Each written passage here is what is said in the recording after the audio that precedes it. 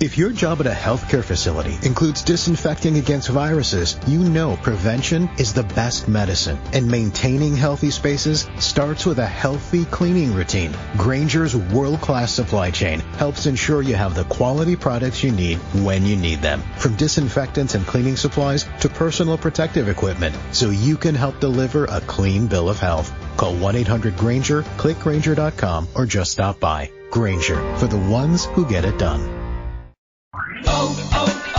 O'Reilly. You need parts? O'Reilly Auto Parts has parts. Need them fast? We've got fast. No matter what you need, we have thousands of professional parts people doing their part to make sure you have it. Product availability. Just one part that makes O'Reilly stand apart. The professional parts people. O'Reilly Auto Parts. O'Reilly. Check engine light on? Take the guesswork out of your check engine light with O'Reilly Veriscan. It's free and provides a report with solutions based on over 650 million vehicle scans verified by ASE certified master technicians. And if you need help, we can recommend a shop for you. Ask for O'Reilly Veriscan today. O'Reilly Auto Parts. Now you're listening to wrestling news that matters from people you want to hear it from, deep from within the confines of the internet. Covering WWE like no one else and covering TNA because no one else will. You are listening to the best in the world, Ring Rust Radio!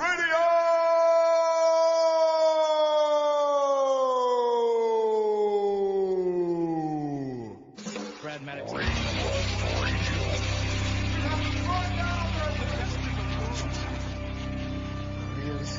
I got 141 and 2/3 chance of winning.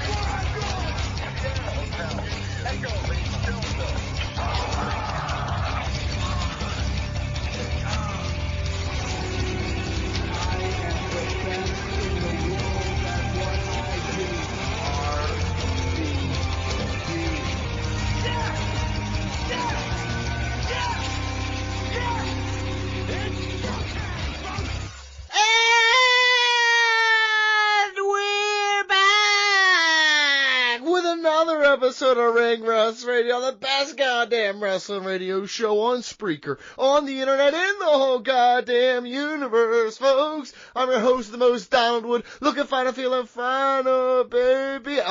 I'm looking over at Brandon Galvin, who's giving Mike Chiari a hug.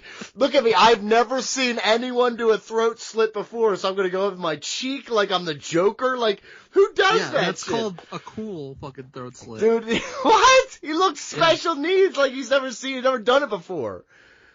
Fucking thing. Nice, I gotta tell you, Mike Chiari, Brandon Galvin, the heel turn of the century. I received phone calls and text messages that night saying, I can't believe this shit. And guess what? I didn't love it. I thought the execution was lackluster. Love the idea. Love him turning heel. Because I just knew WWE would fuck it up. No, guys, I knew WWE would fuck it up after all these years. They had one chance to make it great like WCW did, and they fucked it up. Travis Scott, who the fuck is this guy, dude? Wait, how is that? Who the fuck is this guy? Fucking Bobby the Brain Heenan asking if Hogan was the heel. Oh no, listen, I watched it on tape. I didn't have the commentary. What? Yeah, that's just how I had it. You watched the raw footage? Yeah, the all 22 tape. Insane. All 22 wrestling. Yeah, I watch house show streams. That's probably what Melts does. CCTV. Guys, things happen in wrestling. We gotta talk about them, Brandon Gavin. Yeah, we're gonna talk about WWE and AEW. Gotta review Elimination Chamber. AEW is doing good, for the record. Just, I've been hearing people talking shit, and they wrong. What are you talking about? AEW, they thriving? Nobody gives a fuck. John Cena turned heel. Thanks. Should have happened in AEW. Go ahead. We're going to preview AEW Revolution. We broke BJ just a minute and a half into the show. It's wild. Because you just fucking keep interrupting. It's just pointless. You have something else you want to say? Fucking Saquon Barkley getting that extension, dude. We're going to get Myles Garrett, goddammit. Yeah, Thirsty Busters, Fantasy Standings, fan emails. So much now. We're gonna get Myles Garrett, and you're gonna get Aaron Rodgers, BJ. I hope they do get He's gonna win you just enough games to get you the 12th pick, which will not help your fucking franchise at all. I don't know. He didn't win that many games for the Giants. Yeah, difference is the Giants, they got fight, right? Need to lose all the games. Get Arch Manning. They're not happening at all, dude. That's wild. No, it's not. It's not gonna happen. Mikey, all right? BG's so sad. I think John Cena turning heel affected him. I do too. No, I think he John was the one. He's sitting at home. He's sitting there. He wins. He's putting on his fucking jorts again. He's fucking sliding up the arm things he got from him that are headbands with his string cheese arms are fucking way too small for him. My string cheese arms? Yeah, motherfucker. I said it. I couldn't see him underneath that dead man's coat, but I knew they were tiny. Now he's gonna have to wear a suit while he's watching John Cena. Is he gonna be Corporate John? I think He's so, gonna right? be a Gonna saint. come out and he's just, dude, if he I comes don't think out, he's gonna come out and he's like, you know what? little- Can I tell you something? We'll talk about it more, but I just realized he's gonna no-sell this heel turn and still act like a face the whole time. Be conflicted that I would can't be believe so I really pissed did that with The Rock. I mean, never should have done that, Cody. I'm sorry, man. I'm playing it cool, man.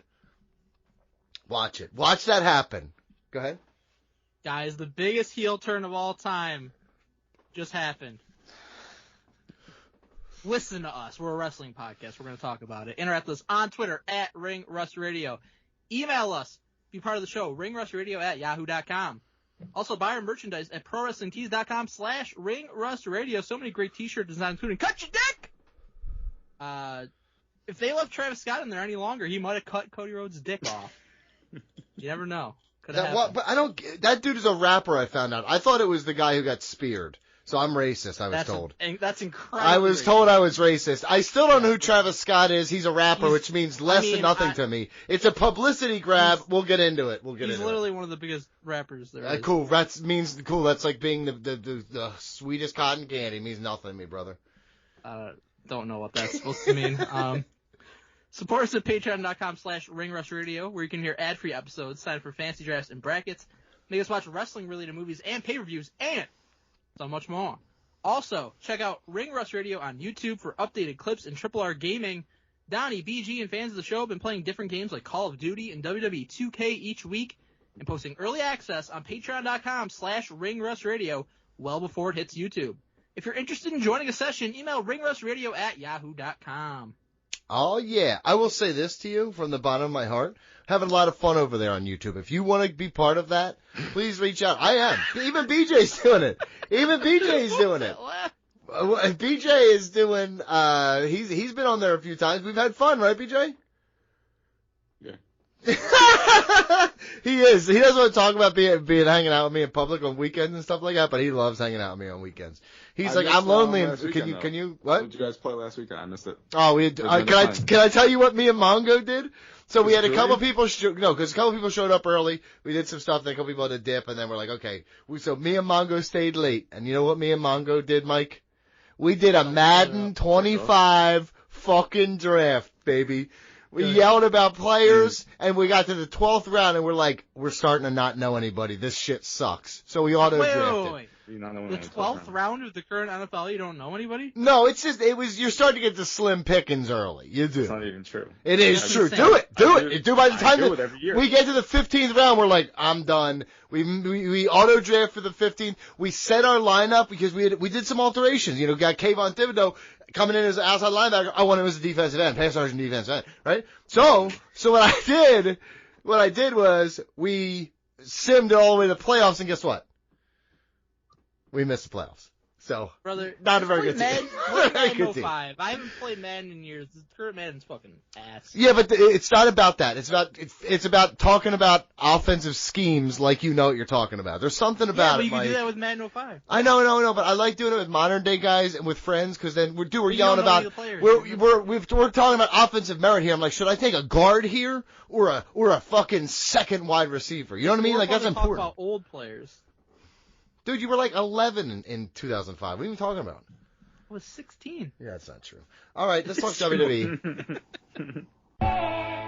We're gonna put this all in order. From LW to Dark, we're about to have a discussion about the one true sport. Who's selling the finish? Does this make sense in the art? Tell me who botched, who rocked, who's cashing in on the marks. These takes are uncut, man, they're pure and they're raw. Blow up like dynamite, have you smacked down on the floor. On a collision course with the number one source. Now let's head back to the ring for the latest report. Ring Rust. All right, guys, finally time to talk. We've been so excited to talk WWE the whole time, but we have to talk about the sad part first, which is rest in peace section. BJ, who did you forget this week? It's a pretty well-known one. I assume Bleacher Report probably hit it. I don't think Bleacher Report hit it if who you're talking about is... You sure? Who I You think. sure you didn't talk about Lex Luger confirming that he killed Miss Elizabeth? You didn't cover that? No. You didn't cover that. Wow. He actually didn't confirm that at all. He did. He basically did. He's like he skirted said, it for a while, "Did and then he I was like, murder Miss Elizabeth? no. But Did he's the like, lifestyle we were living together contribute to her death? Yes. she overdosed, right? Okay, whatever. All right. Which everybody already knew. Yeah, but again, it's good to know that Oh, you got? Yeah, I did. Somebody die that I missed? Yeah. Osamu Nishimura. Oh no, not Ishimura. Yeah, Nishimura. Japanese legend, a two-time IWGP Tag Team Champion with Tatsumi Fujinami and Hiroyoshi Tenzan. Holy shit! What years was he He was active? very close with Nakamura. That's the only reason I knew about it. He posted about it. Ah, look at you. See, another one BJ forgot. Great job, Mike. Thanks. Okay. Also, Dad, the career of Paige's brother. His contract with AEW expired. Not true. He's going to head back to WWE. Back Triple to- H. Back to WWE. Yeah, he's been hanging out. He was lurking in the back stage area for years. I think Sure wasn't. Paige is going to be stuck on Guantanamo Bay here in a minute, and that's why he let his contract lapse. It's Quintanamo, dude, and we got Guantanamo Bay. no, we already got it over here with our cornerback situation. Thanks so much. So we're not going to do that. Not going to take that now. So let's talk about WWE. Can I talk about somebody who was reborn? You want to talk about somebody who was reborn? Yeah, Shawn Phoenix. Michaels did what? He escaped Phoenix and escaped from Guantanamo Bay. He's going to be in WWE soon. Dude, let me tell you something. This sounds like every fucking Buddy Matthews fucking video I had to watch. Everybody who gets out I of hope he fucking posts a video where he WWE. breaks free of the chains. Yo, Mox did it so fucking cool. I didn't know the dude know how to do social media at all. He He comes out. He did it for him. I know, but still, he knew to hire Are you someone. dying? I'm smoking a blunt. Learn how to. No, it's just dry. Dry. Elimination Chamber was Saturday. Sure was. People Did said, you watch it live? No. You knew about what happened No. that night. Yeah, well, can I tell you the truth? I You immediately knew started before getting. BG knew. I immediately started getting text messages. Nobody cares about spoilers with me, dude. They're like fucking everybody from Long J to guys from my jiu-jitsu class are like, fucking Cena, bro. Fucking, can you believe it? I was like, It was very difficult to not tell BG because that's like his god. I'm glad it happened the way he did because he came home alone. I know he just said, Cinnamon, go in the other room. Cinnamon, go in the other fucking room. I somehow avoided spoilers all till Sunday afternoon when I watched it. I was very happy. That's not true. Did you fake delete Twitter off your phone like Donnie says he does? No. That bitch hasn't been there in years, dude. I saw, so what's funny is, Saturday night, I saw Mike's text of BG said no spoilers. And me immediately like, should I spoil? Right. And you didn't. That was very nice of you. I know. I fucking wanted to so bad, but I'm not. You were like saying something, and then I said BG said no spoilers. And so thankfully I didn't click into that, Yeah. thread. So yeah, I avoided spoilers. I'm shocked I avoided spoilers. You're such a liar. There's no way you did. How? Because you How work would in I a fucking lie news about medium. this? Because you work in a news medium. It was I all was over the working. fucking. I was out. You were out Sunday morning? I was out Saturday night. Were you out Sunday morning? I watched it Sunday night. So you jerked off Saturday night because you didn't go home with anybody. Is that what I'm hearing? That's what I'm talking about. That's he what I'm jerked saying. off to the idea of. No, it's okay, because listen, if you said you were out Sunday morning, that means your ass stayed out for a night. That's, hey, let's go, I right? didn't say that. But you're like, I went out Saturday night, I was home I sad watched alone Sunday morning. I watched the show. Yeah, I know, that is the loneliest, saddest Sunday morning you could have, dude. How is that the loneliest? Because it was you, Cinnamon, and Elimination there. Chamber. Yeah. One is okay. Elimination Chamber. I thought it overall wasn't great, but I didn't think it was terrible was either. It great? Wasn't great. It was honestly, like I said, the show itself, dude, It was the ending. unquestionably great. This is like their It was best probably show. the Wow, best it's pay-per-view like- since WrestleMania. That was like last month. What? Oh, it's next month. Got the calendar upside down. Bianca Belair wins, as I said. No, you didn't. I did. Alexa Bliss got no shine at all. It felt like, what the fuck? You don't got a big plan for her. She's doing shit with Wide Six. Just felt like it should have been bigger than that. Okay. Anywho, Naomi gets her comeuppance in this match. I like this match. It's good.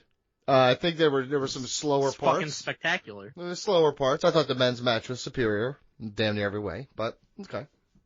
So yeah, you want to talk about the girls? Yeah. That's a big head. I thought it was a great match. I would have to go back and watch every women's elimination chamber, but my immediate feeling was this is probably the best one. Yeah, I mean, like, there's only been like 6, so 7, I think they said. so cool. Like, But yeah, my you immediate just say thought that was- every year, I guess. I think the way they started it was fucking awesome, with Jade just showing up and wrecking shop, destroying Naomi. Bianca's reaction was great, and then they kind of just launched into it. Like, I hope George doesn't hear this, but I got to give Liv Morgan props. I think this is the best performance she's ever had as a wrestler. She was great in this match. Bianca was incredible in this match. I think everybody was great. And there was a lot of awesome spots. Like, I loved the interaction with Bianca and Liv when they were fighting above the pod, and the hair whip left the mark. That was awesome. That was awesome. I just feel like everybody was locked in. I think the right person won. We've been talking about wanting Bianca to be back in that world title scene. She is. I think the way things played out on Raw was also awesome. Really? What's oof? What are you oofing? I'm oofing fucking Io Sky winning, dude. Like, I understand it makes it a bet. Io Sky. I just, in this, because it's not the right not time looking or at his place, face, dude. Not the right time or place. Wow, I It's guess we'll you're have to get just into this. shoehorning her in because it's WrestleMania season. I don't, cause How is it shoehorned? you in? make We'll talk Rhea about this- okay, Ripley we'll talk look, about you this right make now. Rhea Ripley We'll talk look about this right now. Yeah, ridiculous. let's talk about it. So we got Rhea versus Io, and they've been building to that for weeks at this point. And we get the match. It's a great match. Bianca's at ringside. She's getting kind of involved. Io wins, which was a shock to me. I thought there was a distinct possibility we were going to get a triple threat at WrestleMania with those three. I did not think it was going to come via Io winning. But I think that's fucking awesome because Io's incredible. And it makes things a lot more interesting that Rhea lost a match like that going into WrestleMania. Poop booking. This is poop If you booking. look at Bianca's face after she won, she's like seems very satisfied with herself. Like, I think, I thought it was all Naomi that was responsible for Jade. I think Bianca was very heavily involved. I don't think Naomi was involved. I don't think Bianca attacked her because she was in the middle of a match. She had somebody attack her, I feel like. So I think that we're getting a Bianca heel turn, which is great because they're all baby faces right now. So we need something like that. So I think we'll get a Bianca heel turn. I think we got, Rhea's going to be scorched earth because she lost the match. So she's going to be whooping ass. And then we got Io, who's fucking great. And these are 3 of the best there are in women's wrestling. So quite literally nothing to hate about this. First off, Matt's going to be incredible. No one's questioning that. The booking You are. has been poop. I think having this, shoehorning this in this moment It's not a makes shoehorn. very little How's it a shoehorn? sense to what you're doing. It is. It really Wow. is. The idea. If anything, the shoehorn is Bianca because nobody in that chamber match was involved with the title at all. That's the shoehorn. But and elimination. Rhea's But hold not on, hold on. shoehorn. Elimination Chamber takes place every year at this point. This is how you choose Great, but I'm that just saying, person. There's no shoehorn about it. This is how Rhea and WWE sets Io it up have every had year, an ongoing like the Royal rivalry. Rumble. That's not a shoehorn. I don't think you know what that means. Io has been booked as a temporary holdover with the idea that it was always going to be, like you said, you always said it was going to be Bianca Belair versus Rhea Ripley, right? I always said Bianca was going to win this match. Yeah. So if that's And I said I thought there was a distinct possibility we get a triple threat coming out of this. BJ. Lot here. So first off, Elimination Chamber, great match, as you guys said. I don't know if it's the best one of the women's Elimination Chamber matches, but everyone showed up. I recall Liv Morgan having a great performance. I think it was last year in Elimination Chamber or the year before. She steps up in Elimination Chamber matches, so credit there. I thought Roxanne Perez was fantastic in this match. When she came in, just Hurricane Rana here, Hurricane Rana there, like she was everywhere. I thought that was awesome. So everyone did an amazing job. I know me and Donnie thought Alexa Bliss could win this. I'm very happy that Bianca won because I've been wanting her back in the main event scene. I agree with Mike that she has a hand in whatever happened to Jade. They keep saying Jade was in the match, Bianca was in the match, but we don't know when Jade was attacked. Like, Bianca could have attacked her before the match, right? That just so happened that they found Jade during the match. So, we don't know. And they had a whole thing where Naomi looks back at Bianca like, what's going on here, right? Which could just be like, we didn't expect Jade to be here, which is perfectly fine. So, it's not out of the realm of possibility that Naomi did have a role and Bianca had a role, or only one of them did. So I think it's very fun that we still don't know exactly what happened. And I love that type. I love little mystery angles in my wrestling shows. So looking forward to what happens with that. And we might not have the resolution for that at WrestleMania. It could be Naomi and Jade at WrestleMania and Bianca's in a title match. And then following that, we find out more information about that. So I think that's a great angle that they have. I'm happy Jade is back. She's a star. She looks fucking awesome. Beating the fuck out of Naomi. That was a great spot. As far as Io win the championship, could not fucking believe it. Jaw dropped because I was barely paying attention to the match because I'm like, all right, this is just a holdover title match just for the sake of doing it, and Io's just going to lose. So I give credit to Triple H and WWE for booking her to win the championship. You just said it. You just said it was a throwaway, and then now because she won, your whole perception changes? I felt it was a throwaway because that's... Because it was, because that's how it's been booked. But no, it's because traditionally you're not making a title change. Exactly. Historically, if you let me fucking finish, historically, under Vince's fucking booking, all right, we're going to do a title match to have a title match on Raw because we want to just do it and not have a title change. In Triple H's era of booking, you get a title match on a Raw or a SmackDown, you actually might get a title change. We saw the Tag Team Championships change hand on SmackDown a couple months ago. We now see this heading into WrestleMania season. What? Elimination Chamber's over. We think everything is set. Now nothing is set. We don't know what's happening. So I love that about the show heading into each now title match on a Raw or SmackDown because I have to really pay attention to this because it might not just be holdover city. They might throw a wrench into this. And that's fucking great. And Io and Bianca have a ton of history. Io cashed in on Bianca when she won at SummerSlam in 2023. They had an incredible match at Backlash that year. So they have a ton of history. So that's perfectly fine. Rhea, you assume she's going to get back involved. They typically do some type of rematch, and maybe she gets into a triple threat. If it's a triple threat, that's fucking awesome. That match is going to be one of the best matches of the fucking night. So I have no problem with any of this, and I think it's a great way where Io, she deserves to be in a title match. She deserves to be in a big spot at WrestleMania. She's one of the best wrestlers in the world as far as I'm concerned. I think as far as most people are concerned, the women's division, she's one of the best. So let's get her involved. Why not get her involved? Or else, what were you going to do with Io at WrestleMania? Right. I think it makes all the sense in the world because did you want Io left out in the cold or did you want her to be involved? No. What I'm saying is she's going to be involved with something that she has been involved with. Yeah, your triple threat is great. I like I said, I like it on paper. Sounds great. The Reggie Bush of matches sounds great on paper. My problem is the booking has led to shit. It's been shit you booking. Just about Reggie Bush? I just. The booking of this was not. Yes, it was. It was a throwaway match. You didn't care about this match till somebody who shouldn't have won the match. And I like Io Sky. I like Io Sky. She hasn't been booked to win the damn match, dude. Hold on. They're telling the story that Rhea Ripley took her eye off the ball. She cost herself this match because Bianca was there. So end of the day, your end of the day, you think better booking is Io's just involved in nothing for WrestleMania? No, I think you could have come up with a better way of doing this. Of doing what? Of getting her involved. The better fucking way is Rhea cost Io weeks ago, inadvertently, a spot in the Elimination Chamber by getting involved, and then Io is granted a title match because of that, and we build up to it. I didn't say that. That's your booking. No, that's not my way. Tiffany Stratton and Trish Stratus wore hockey jerseys. AEW brain rot doesn't know what booking looks like. Mm-hmm. Tiffany Stratton and Trish Stratus wore hockey jerseys. It was I nice. enjoyed that. Yeah, I did. I hate the Leafs. The Toronto Maple Leafs can eat shit, but sweater's looking nice.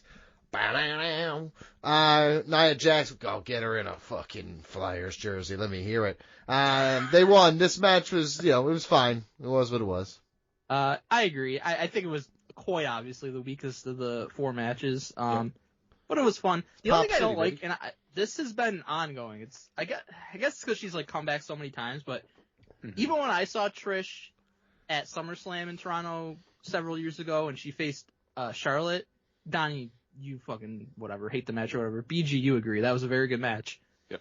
For it being like Trish's hometown, she does not get the reaction that she should. It's very weird. Yeah. She must have told people. I gotta tell you, studio or maybe Toronto's just wee bit stupid. Maybe that could be. You know what I mean? They keep booing my fucking anthem. They're about to get these fucking hands, dude. It was a fun match. Listen, I gotta tell you, I wasn't for making the mistake. I thought it was kind of a joke, but they boo my fucking anthem one more time, and I'm coming down there. We're gonna show them a fucking stampede. Okay, dude. All right, Kevin Owens, Sami Zayn. He didn't say anything. Well, BJ. I'm good. Yeah, there's nothing to say. It's a pop fest. Check me out, Toronto. We win, yada yada yada, and we move on. Maybe Charlotte would get involved here, but couldn't be bothered to go to Toronto. Yeah.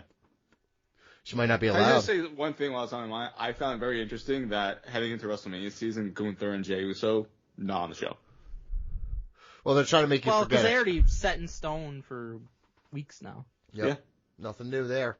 Kevin Owens and Sami Zayn, classic match, unsanctioned. Randall Orton getting in the end.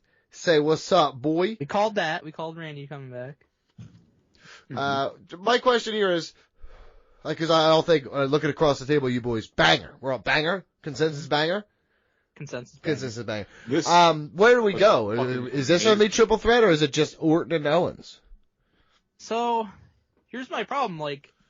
We've got the triple threat with the women's title, and we're going to have probably triple threat Roman, Punk, and Rollins, because Punk and Rollins is kind of obvious at this point, and then Roman, when he comes back, there's nowhere else that he could slot in, I don't think. He teams with Cody on night 1 to go against The Rock and John Cena. That's legit. By the way, I'm calling that shit. That's what I think it is. That's not happening. But and then you get Cody versus Cena night 2. You just do what we did at 40 again. Regardless, I think you got a triple threat on both nights, so I don't know if you're going to have another triple threat. This was what we discussed last week. I like that they did this at Elimination Chamber. It's in Canada. They're going to get huge fucking reactions. But my concern is, what does Sammy do? And now they're writing Sammy off for who knows how long. What can he what's he going to have time to come back and build before Mania? I'm not sure about that. I mean, I think Owens and Orton's obvious that we're getting that. I don't know if Sammy factors into that, but the match itself was fucking awesome. They went all out as you would expect. The thing I really love though is the storytelling, the callbacks. Basically, Kevin Owens beats him by hitting him with multiple apron power bombs, fucking up his neck even more, and it's a callback to NXT. When Kevin Owens first came in and he turned on Sammy after Sammy won the NXT Championship with the apron powerbomb. I love that shit. And these guys, they care about that and they reward the people who know about that and watch that, which is us. Well, so it was very cool. But yeah, they put their buys online. There's some fucking awesome table spots, the spots with the barbed wire steel chair, the drop toe hold onto it that looked nasty. Really, really. Talking about a Mick Foley fucking hat tip. Exactly. But yeah, this was fucking awesome, and regardless of Sammy's involvement, I am excited for Kevin Owens and Orton, because that should be an awesome match too at WrestleMania. But what does Sami Zayn do? Like I said, I don't know. Is he injured? He's just out injured. They're just giving him a few months off. They pulled him out. You can't do that. I have to assume that they have something in mind for him, whether it's him returning and helping Randy Orton beat Kevin Owens or something. I could see that because Sami Zayn 2 years ago main events WrestleMania, wins the championship. Last year he ends Gunther's streak, right? So something has to be where they're going to promote Sami Zayn. He's one of the guys that Triple H really builds up. And it would be so weird for after 2 years of doing all that at WrestleMania, for him to not even be on the card or show up in any way. I just can't. Looks fathom like that Triple happening. H isn't so perfect after all, huh? I honestly, I think BG, what you said is accurate. I could see him not being part of the card, and we got Owens, Randy, and then at a pivotal point in the match, the Sammy's music hits. So, okay, he doesn't have an official match, but he gets that huge fucking pop, and people go crazy for Sammy coming back, and he helps Kevin, or helps Randy Orton. Token cheers. A little disappointing that he wouldn't have a big spot here. Get him against Johnny Knoxville again, because he's turning into a fucking joke. Well, that was an amazing match. That was an amazing match. How is he turning into a joke? He just had one of the fucking. He just said it was an incredible match. Yeah, I know, but yeah, Anyway, of course, yeah. him against Kevin Owens at any time. Give me something else. I mean, what else? I need something more. What are you talking about? You just got it. Match is fucking amazing. Kevin Owens, he's going for Wrestler of the Year right now, boys, because he's got two of the best matches. I think he has the two best matches this year for me. Him and Cody was awesome. Because you're amazing. a hardcore mark. That's what you like. You like violence. Welcome to the club. Great matches. Okay, I'm just saying that they were amazing matches. Oh, and honestly, at this point, I don't even know which one I like more. They was fucking so great. This one. Promos. By the way, this one. This is. I don't even think it's fucking close, to be honest with you. The other one with Cody. Cody's an overactor. I'm done with his shit. I mean, I agree with that. Sami Zayn, fucking. This is perfect. The people that were in the fucking segment, the closing segment of this show. Cody was the overactor. Can I tell you? We're gonna get to that. Okay. He didn't say that like no one else was an overreactor. Men's elimination chamber match. Okay? Hold on. Randy Orton coming back was fucking great, and I almost thought that they wouldn't do it because they had Jade come back. And I was like, they got 2 returns. Yeah, they had 2 fucking returns. So elimination chamber. Orton is like, you think Punk overshadowed me? He's like, fuck Jade Cargill. I'm coming back this time. Yeah. And then he got overshadowed again by the. Yep. He just keeps turning around like, what the fuck? Dude, that return was fucking awesome. By Orton. Like, he came out, everyone was going fucking crazy for it, and Kevin Owens getting the comeuppance, and Randy Orton saving Sami Zayn was great. It was awesome. I think it was so well done. The punt too. Yep, that was great. I enjoyed. They had like Shane Helms out there try to stop him. Like, no. So I just thought that was everything about this entire like 35-minute segment was fucking perfect. Mm-hmm. Now we can talk about the main event. We'll talk about the match first. Yep. Chronological order, that's called. Yeah, it wasn't in the middle of the show. So we're going to talk about the main event here for a moment. The match itself, John, what was his name? Felix? Yeah. John Felix Anthony Cena. There you go. He won. This was a good match. I thought there were good moments, fun stuff going around. It was fun. It was good. Like in terms of stuff going around. Like it didn't get me moving. Like I'm not like it was a good match and there were fun moments, but it was excellent. It was like fucking all these names. I thought I was going to get something so spectacular, and I just didn't feel like it lived up to that. That's all. I thought the ending sequence was really good. I thought there were great moments. Especially the teases between Cena and Punk were fucking awesome. Like, yeah, people have been wanting that. Like, from the early times of us covering WWE on this show, Punk and Cena was like the feud. Mm-hmm. Like that's why we got back into wrestling. That's one of their biggest rivalries of the past 15 years, bar none, unquestioned. And they hadn't interacted since Punk came back, really. And they might have had like punched each other once in the fucking Rumble or something like that, but this was like the most extended thing. I liked Cena just gripping him up and being like, "Fuck you, here's the STF." Dude, it was awesome. Like they hugged it out and then they just started fucking throwing hands. That was cool. Yeah, I guess. I mean, seems like Phil's doing a lot of fucking hobnobbing. You know what I mean? And I like the elimination of Drew, like where he got caught kind of like sleeping. I mean, I don't like the fucking what I'm seeing about Drew. This man deserves so much better. He's been like truly, besides Roman, he's been like the most entertaining person on the show. What would you like him to do, brother? Just give me something, dude. Give him something important. How is it that hard to see the talent and like momentum he has? This is what we always bitch out with John Moxley. You fucking strike while the iron is hot. I think him and Priest is fine. That sucks. That fucking you already have the sucks. I'm sorry to say it to you. Sorry. Damian Priest is fucking overrated. That sucks. They're not all going to be in the main event of WrestleMania. That sucks. It fucking sucks. Doesn't it's well below Priest where he should be. on him at WrestleMania last year. Priest What's on the eliminated him line? from the Rumble. What's Priest on the eliminated line? him from the Elimination Chamber. Pride. There's a story there. Pride? Fine. I don't give a shit about Pride, bud. Pride. Championships are get the fuck out of my Pride face. Rock, baby. First off. So Donnie wants fucking 10-man Armageddon Hell in a Cell at WrestleMania. every I year. said Armageddon Hell in a Cell. I fucking said that Every at year. WrestleMania. No, I wanted a WrestleMania this fucking year because of all years, it kind of feels like it should have been. Yeah, well, they did Elimination Chamber, and it's not as good. Damian Priest, though, I don't understand how you're saying he's overrated. You love him in Ring of Honor. Yeah, I know. Punisher Martinez He's is really great. good. He's fine. He's fine. But he hasn't shown me a lot of growth on the main roster, to be honest with you, on the microphone. That's strange. He's been really good. He's not Drew like an McIntyre. incredible promo, but he's fine. And It's, Drew's an awesome yeah, promo. that's what I mean. It's not. They're not like they're not on the same level. Fucking Drew is the ultimate package. I think I would rather see Drew in the main event scene than almost fucking anybody else in this whole entire match. So you'd rather Drew face Cody than fucking heel John Cena? No, heel John Cena is the answer. But I would rather see Drew versus Cody over CM Punk and Cody, over fucking Seth and No, I Cody, would not rather over fucking Roman and Cody again. I agree with Seth and Roman, but I don't Yeah. agree with Punk I don't or even agree with Cena. Roman. Listen, Drew is awesome. He's been great. The segment on Friday, that was fucking amazing. Yeah. He was on the announce table. He's fucking great. That's what I mean. I don't. It's whatever. You guys. Yeah, it's alright. Cool. Paul trolling with Cena's segment. I thought that was such a great. Cool. That really got me hyped for Elimination Chamber. Cena couldn't be bothered to show up though. Absolutely not. He's Although doing I did another like Honda the commercial. Troll was awesome. That was great. And honestly, it's good that they didn't. They just held Cena for Elimination Chamber considering everything that happened. And so Cena wins. I thought the ending sequence, I thought it was really good. Him screaming, "I'm sorry" to CM Punk as he locked him in. Especially knowing what we know now, it was excellent because typically John Cena's character is not somebody who's like taking advantage of a situation like that. Mm-hmm. But Seth stomps Punk, so you continue that, and then Cena like didn't hesitate to go and put him in the. Yeah, he went and grabbed his ass and threw him right in the ring. It was awesome. It was the best STF that he's ever done.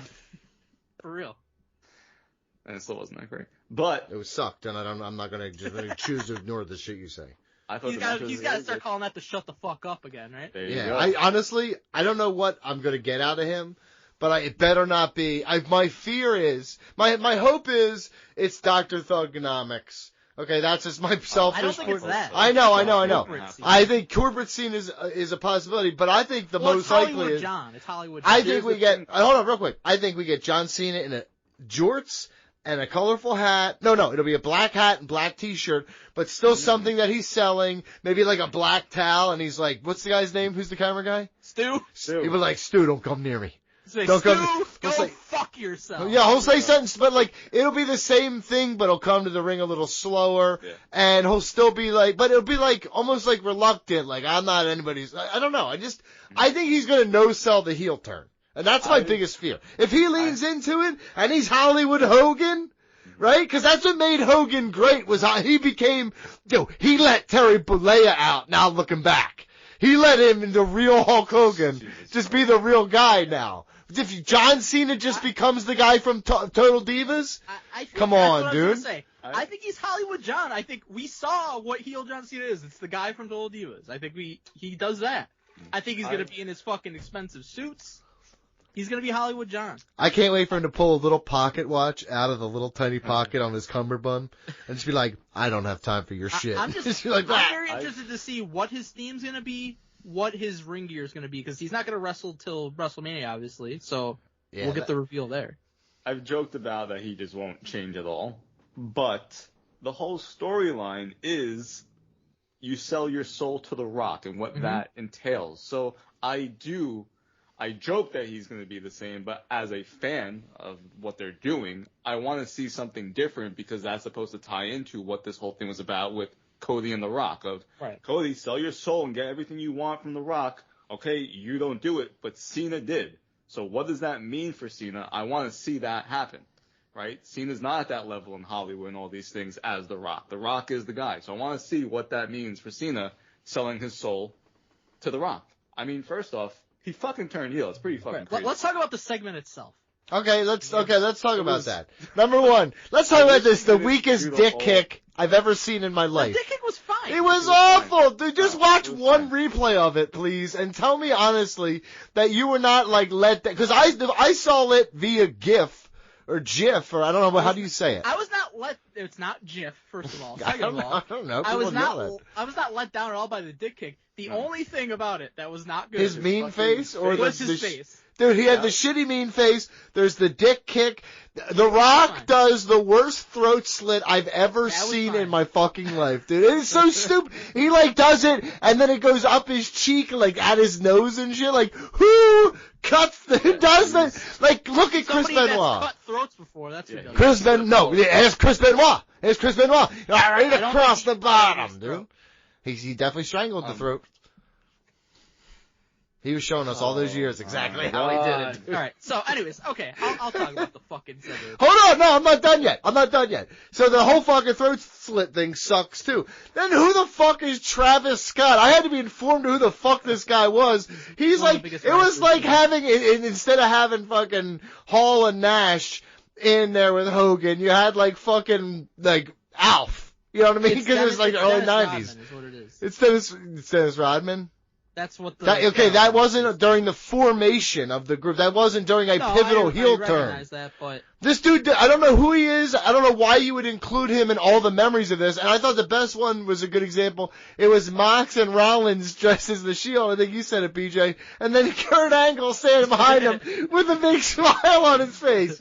That's fucking Travis Scott. He's like, I don't belong here. I can't believe I'm fucking here. MJF actually talked about this, and he made a good point though, and this is what it was. It's like, sure, for like a fucking old white man like Donald Wood, that Travis Scott being involved is not going to make sense, but on a grand scale, I don't even know any fucking songs or anything by Travis Scott, but I do know he's a huge star, and I know that he kind of transcends, obviously, pro wrestling, and he's one of the biggest stars in music, and from, that perspective, WWE's like, okay, we have him involved with this. It's going to get more eyes and more interest. It's just selling your soul. It's all about, it sucks. This sucks, dude. He is kind of because he has the theme song for WrestleMania. So they're putting him involved. Oh my God, are you kidding me? They got rid of The Weeknd finally? Yeah. Dude, are you fucking kidding me? Thank God. Thing is that they keep fucking doing every fucking my God. commercial break. They just did these it's all about shilling, dude. They might as well call him Kurt because they're shilling, dude. But I'm not a Travis Scott fan either. God. But this sucked. I understand. I love that John Cena is a heel. Did you guys not like when Travis Scott came out to The Rock's music and just stood there drinking from a can for 3 minutes? I was trying to figure out what he was drinking. I assume it was like The Rock's energy drink or something. That's what I thought too, because I was like, why is he drinking? Why do they think it's just so cool? Like, Donnie should have loved him when he fucking lit up in the corner. Yeah. No, okay, listen. That's your whole being. You love that. Yeah, no, but I don't do it in front of children, dude. That's disgusting. Oh, really? I would never. Have. I would never in my life. Because that's horrible. That dude's out there promoting right where your fucking stairs and your doors. Yeah, but I have a towel there, and everyone's not allowed in this room. Hey, why does it smell like a skunk in here? It was Pepe Le Pew, baby. It was Pepe Le Pew. No, we just do Pepe Le Pew voices. Listen, I had a lot of problems with this segment, but it is a historic moment. Yeah, I feel the same way. I felt like the beatdown of Cody wasn't that great. Like, I wanted The Rock to, like, when The Rock beat the fuck out of Cody in the rain by the bus last year. That was great. That was incredible. And I wanted, like, a more visceral fucking moment. John Cena's never done this before, dude. Well, yeah, I was gonna say that. He looked. John doesn't really know what he's doing here. He looked like me kissing in 8th grade dances. I'm just like, I don't know what I'm doing. The only problem I have with this segment is John's not really a good actor. I'm tired of people telling me he's a better actor than The Rock. He's obviously not because of that fucking face that he did. And yeah, he doesn't know how to be a fucking heel beating down a babyface. But I thought The Rock's one was great. The whipping of Cody with the Cody's soul belt. That was awesome, and they're holding him down. Yeah, and Braun takes the blood and wipes it on the belt, which is great. I wanted Cena to take the belt and start whipping Cody. Like, he took the watch, which was cool. It was a good callback. Yeah, that was a good callback. So they did some things, but there was something I didn't like. Like, I didn't need Travis Scott there and him just smoking inside in his fucking can. I didn't care he gave fucking Cody the old potato shot in the head. Gotta be honest, I don't really mind that one. But it's a historic moment. John Cena's fucking heel. We've talked about this since the podcast fucking started. People have been wanting this for almost 20 years. And it's going to be interesting to see, more importantly, and me and Mike have talked about this, how long he actually stays heel for. Well, because he's not going to retire as a heel as far as I'm concerned. No, he's got a big show. He's going to redeem himself before that. SummerSlam. And to me, when he beats Cody at WrestleMania for the championship, he turns babyface again.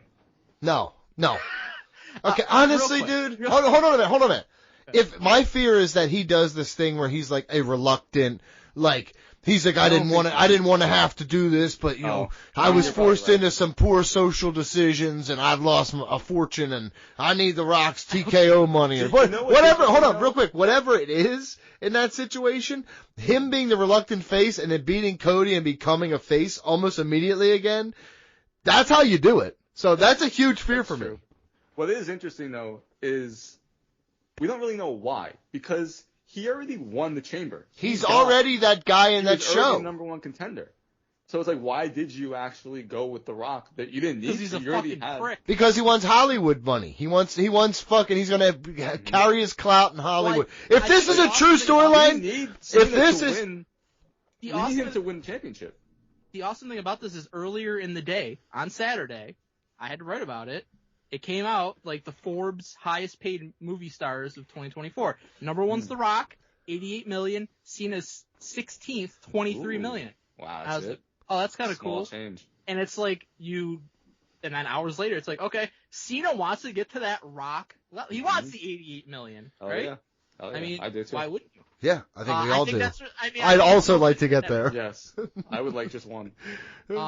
Real quick, 16. I'm going to take 75% credit for calling a John Cena heel turn. Okay? Wait, what? Yeah. Hold on, what? I think we all referenced it was possible, then we all kind of blew it off. You did not at all. We talked about it last week on the show. I definitely said. I said the only thing, I said the best case scenario, and the thing that would make the most sense, but I don't believe that they'll go through with it, is that John Cena wins the Chamber and turns heel. And that's why, because we talked about this going on last, after the Chamber. And we're like, okay, what would have to happen for this to go on last after the Chamber? And the discussion was like, well, something fucking huge would have to happen. Something like a John Cena heel turn would have to happen.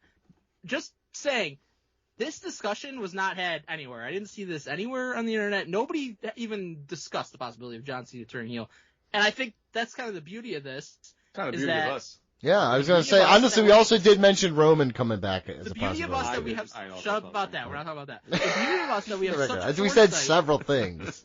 And the beauty of... Dave Meltzer and me here. Is that the reason nobody believed it was going to happen is because it's his fucking last year of wrestling, and I think most people are like, there's no way John Cena's going to... Like, he wants to just be the babyface guy till the end, like... Ride it out like he's fucking Ricky Steamboat or whatever. Seriously, he just lost the Ricky Steamboat train. Like, it's so close to the end. That's like fucking losing a no-hitter in the ninth. It's incredible that he's willing to take that chance, that I assume The Rock had a lot to do with this, that he's willing to put that into action, that Triple H is willing to do that. I think it's because WWE... They've never done this. WWE, no, absolutely not. And WWE is making money hand over fist. Attendance, ratings, Mike, money. They don't have to do this. They could play it safe and they'll be just fine. But how does John Cena get to The Rock's level in Hollywood? He's not cast type as a good guy. Now he can be a bad guy. Now there's no limitations on making him he was the bad guy in Fast and Furious. And he was fucking Vin Diesel's brother. I don't even know what that means, but I'm talking real movies. I just think it's great that they were willing to take this chance to take the road less traveled, because now we're going to get something so much better than just fucking babyface John Cena. Maybe, dude. I'm not even sure though, because like I said, if he just acts conflicted the whole time, that's just gonna suck, dude. He will act I know, he better fucking not. Even if it ends up not being that great in the end for whatever reason, which I don't think will be the case, it'll be way more fun getting there, because now we're like, oh, I have no idea what's gonna happen one week to the next. If it was babyface John Cena every week, it'd be like him and fucking Cody trying to out-baby. Not everybody, dude. Somebody over here to my right would be fucking waving a town. No, that's not true. Doing mouth trumpets. Mouth trumpets. Here's the thing, though. The reason I liked John Cena originally was his heel run when he first came up. Like, yeah, we all liked him rapping about balls. Yep, Yeah, we were all there. We all saw it, When dude. he did it, they had when The Rock had his little Nuts in your concert. mouth every Hell fucking yeah. time, You dude. remember, Every you time, remember. Shit was awesome, man. So, listen, at the very least, they gave us something to look forward to. Guys, 12 years, 13 years, whatever it is we've been doing this podcast, this is one of the most significant things that has ever happened in wrestling. Mike, for the record, and just in general. This, Dude, everyone's talking about this shit. I want to August. say it's 1 or 2, 1A, 1B, right there with Hogan turning heel. This is the biggest heel turn of all time, along with Hogan turning heel. And it sucked. That's terrible. That's terrible, That dude. sucks. It sucks because like the Hogan one, I look back so fondly, and this one's gonna suck. That sucks. But you don't man. look back fondly at anything that's happened in WWE on this podcast Right. that you've done. That's not true. That's very true. I love the stuff with Otis and Mandy. Me too. So, For the record. It's a shame that match didn't get to happen Yeah. in the crowd. Yeah. The crowd We want to talk real. We want to talk real, that motherfucker. was a shame. Let's talk some shit. No, I think that this is, lackluster at best. The Travis Scott stuff sucked, as I said. John Cena, listen, if he comes out in a suit and he's just a businessman, dickhead kind of guy, and he's Vince McMahon, just make him Vince McMahon. He's gonna be in The I don't Rock's really want vision. that. I do. I think that's. I want edgy John Cena. Well, no, listen, if I had my druthers, he'd be Mr. Rap Man again and just Yeah, he's gonna have backwards. him and hats. Travis Scott would be like, we're Big doing a ass fucking collaboration thing. record. Oh, they should do a song. Right? Right? I don't even know him, but I know that's probably a good idea. Like the rap guy John Cena works here. It has That's to be not whatever what the the story vision is. of The Rock is of his corporate champion. And I don't think his corporate champion is someone in a suit. It's someone with like a fucking tight He's someone vest. with an expensive vest. Yeah. All right, well, maybe, that's fine, too. We can do that then. Just one And night, it's though, just I do crazy. want him mean, to, listen, last year they were in the main event of WrestleMania, and The Rock gave him a fucking... Well, again, knockout. I'm going to go out on a limb here. And say I don't think Roman fits where you think Roman's going to fit. I think Cody, I want Roman in this. It would be cool. It's Roman and Cody together against The Rock and Cena night 1, then Cody Cena night 2. You play that'll it be back wild. in a I don't think it different way right there, and that gives Roman his main event because you can't not give Roman a main event. CM Punk doesn't deserve one anyway. Him and Rollins can be a great opening act. I think if it's a cool. Hope you like the Rollins daytime, versus, boys. Versus Reigns, that's probably main eventing night 1. Nah, I don't think so. No? No, I don't. Sorry, bud. What would? Did you hear me say it? I just fucking told you what's main event night 1. The tag team match with The Rock and John Cena against Cody Rhodes and Roman Where Reigns. that's not happening. Okay, well, no. Jey You're Uso- living in that world. In my world, that is happening. Jey Uso wins the Royal Rumble to get a main event title match, Yeah. and his name is Main Event Jey Uso, and everyone's like, "You're not main event." Not even close. Yo, how about try opening match again? I hope you like the daytime. Jesus Christ, that's dude. The whole definitely not main gonna eventing happen. WrestleMania Under the is bright not lights of the not sun. His whole half entrance the needs time, though. nighttime. Nah, fuck that. He's gonna be, it's gonna be Wait, sunlight. It's in New Orleans. Okay, what the fuck's that mean? It's It's in still. Vegas. Oh, it's in Vegas. Right. Next year's New Orleans. They're indoors. Yeah, but they have windows. the They have light coming windows, dude. Do they have windows? I don't even know. I assume there's windows somewhere. Let's talk. Okay, so favorite match, favorite moment, overall grade. Mike, double time. I'm gonna go halftime. I think that there was 3 incredible matches on the show, both Elimination Chamber matches, and Kevin Owens versus Sami Zayn. I'm going with Owens versus Zayn as the best match, but I think both Chamber matches were great. Favorite moment, there's a lot of good ones, but I would be remiss if I did not choose John fucking Cena turning heel. Overall grade, 9.5 out of 10. Wow, dude, one of the greatest ever, you're saying. Very stupid. This to me was easily the best pay-per-view since WrestleMania. We have 3 out of the 4 matches were incredible, and one of the biggest moments in pro wrestling history occurred to close the show. There you go. BJ? Same, but 9 out of 10. Samesies. I'm going to say my match is the unsanctioned match. My moment would be the scene. Listen, as much as I didn't like the execution, there is no denying the magnitude of a John Cena heel turn. And honestly, can I tell you, Mike, I think you underestimated it just a wee bit, brother. August marks 14 years of doing this show. So I've probably been on it 13 then, right? Yeah. It's been good for 14. You happen to mosey on in about a decade or so ago. We don't keep track really though. That was BC before Kiara. Bad times. And then AD is after Dick. And we got him. That's how we know. This is after the Dick showed up. Then he cut it. He cut it around this time. Damn right. The 21st century. Very stupid. This is all very stupid. But yes, an overall grade, I will be honest with myself. This is like a 7 out of 10. I had fun watching this. That's not. It was. He knows it's not. No, it's good. That's a real He's like, like I underrate in it so WWE. badly that if I bump it up, that'll make it look like I'm being. No, I'm very honest because in the grand scheme of things, there was some fluff in here and there were some slow moments, and I think the chamber matches overall are just not up to snuff to what they used to be. But the turn is a big thing. The unsanctioned match is that's my favorite match of the year so far. So I love that match. I did laugh as I was watching. I was like, it's like 20 minutes until something happens in the show. Yeah, but it just is what it is, man. You gotta kind of, again, suspend disbelief and shit as best you can. You seem to have a hard time doing that now, not me. Let's talk, speaking of not having to suspend disbelief, I can't believe Big Boom AJ is joining forces with Orange Cassidy and Mark Briscoe with Big Justice. I don't know if the Rizzler's able to make it go. I don't think the Rizzler's gonna be there, man. Damn, dude, I heard he got hurt there. Did he bust an ankle like he's Adam Cole? He busted down in the ring and broke his fucking ankle. He broke that cankle, dude. And they're going against the MXM collection. That's Adam Cole not on this show. Mansoor and Mason. Honestly, they are still very fun together. They deserve a lot. I always like fucking Maximum Male models. They're great, dude. And honestly, if you get a chance, watch their Hey EW. They are amazing on it. It's incredible. Will Ospreay. It is funny that everyone cries about like Vince's creations, and then these guys continue it. Well, no, listen.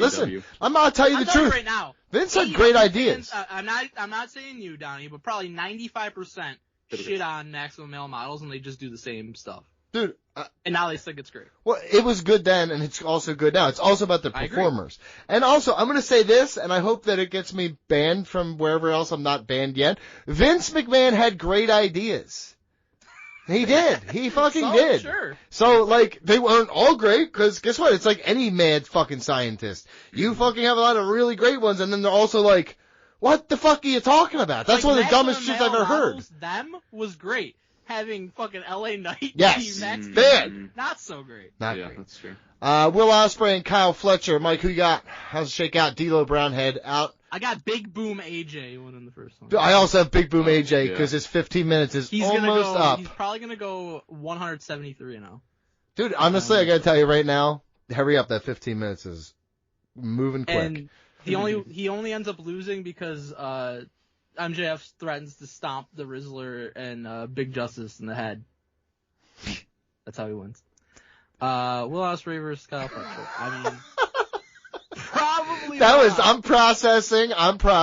That's fine. Go ahead. Probably Will Ospreay. I think he puts over his boy. He puts over his fucking boy. He's done it before. He's gonna do it again. Not doing it again. Yep. We already did that once. Sorry, motherfucker. So I'll go Will Ospreay as well. MJF versus Hangman Adam Page. I actually find this is a difficult booking position because neither should lose right now. Yeah, I'm thinking the same. I think MJF has to win, which drives Adam Page further into becoming a face. He's already on that path to go to face.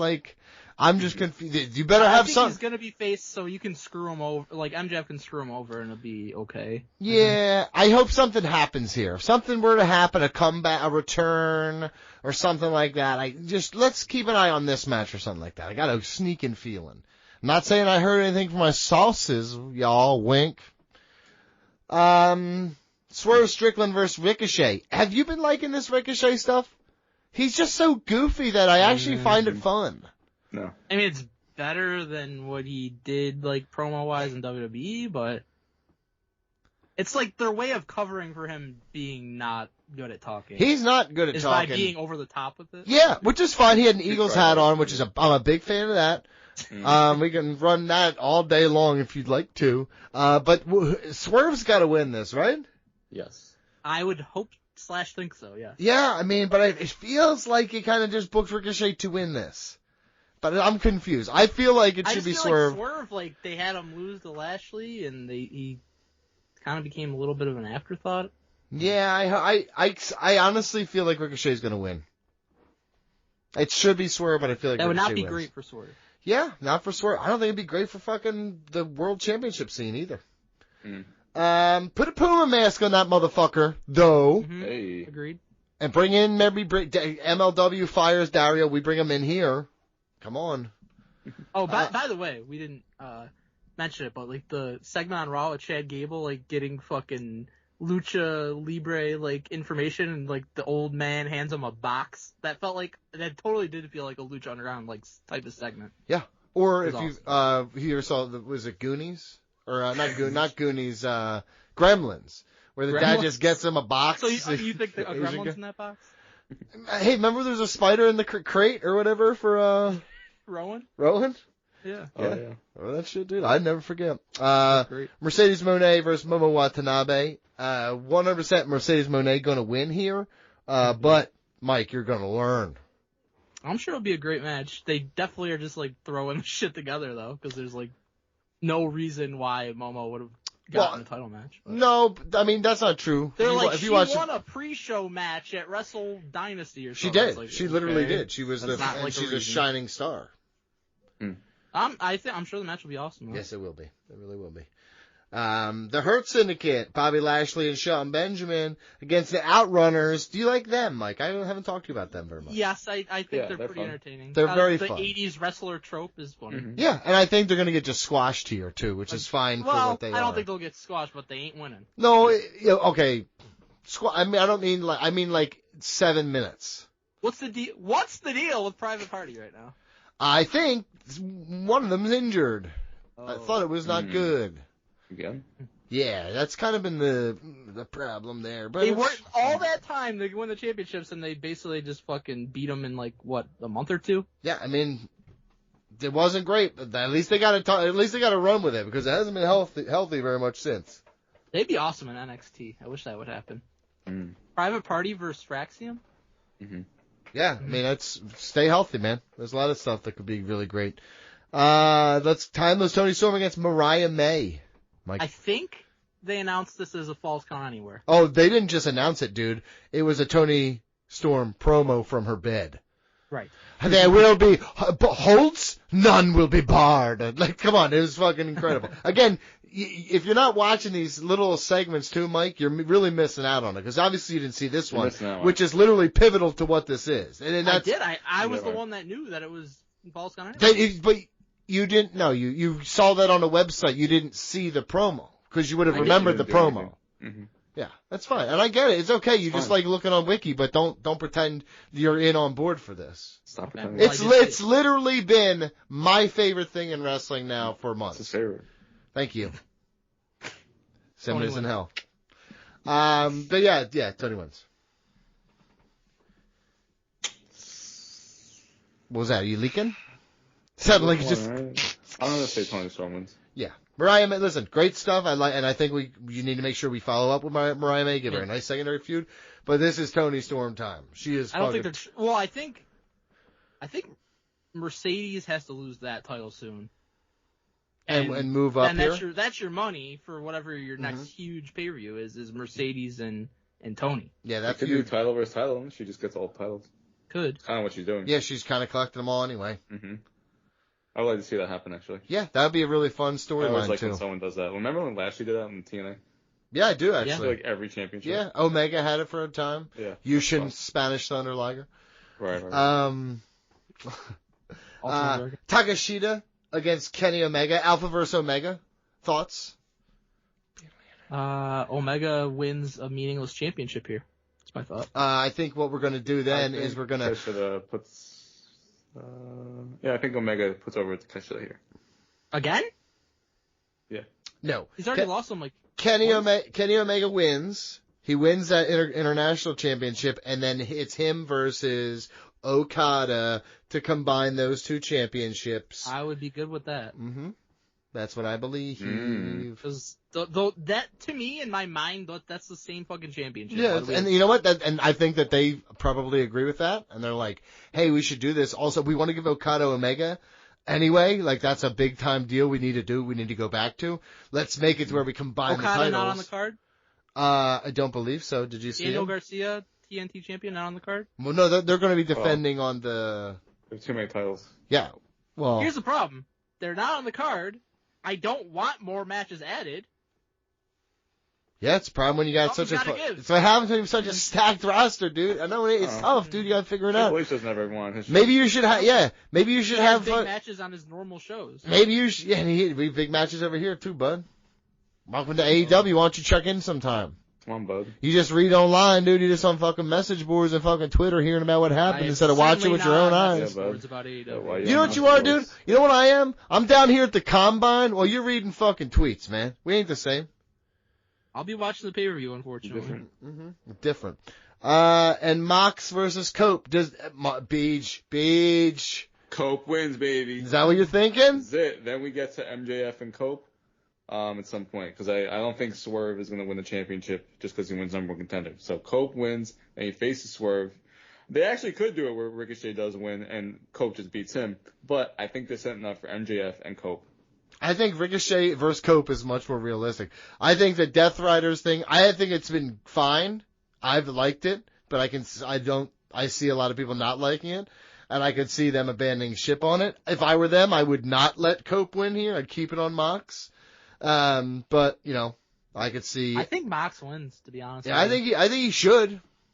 I don't know about all that. I think Copeland, Copeland might have pulled some strings backstage. You know him. That's possible. He's been doing that. Mm-hmm. He got Ricky Starks iced. Basically. That's what I heard. Seems like very much not something he would do, but that's okay. Because he called him like a fucking bug-eyed bitch or whatever, and he flipped out. Well. Actually, I bet you fucking Edge LOL'd. If we learned one thing from what's that show you guys made me watch? It was Edge and Christian East thing. Coast Rocka? What was it? Yeah. East Coast Rocka. Edge and Christian Do the World or whatever it was called. The Edge and Christian show that totally reeks of awesomeness. So, come on, don't you know? So that show told me that that dude's awesome. Infallible towards stuff like that. So him being called a bug-eyed bitch would probably make him LOL in the ring. Yeah. So like, I don't think he really cares. No, I don't think that's who Ricky Starks is talking about. Probably. Yeah. Who knows? He might be talking about someone else. Who knows?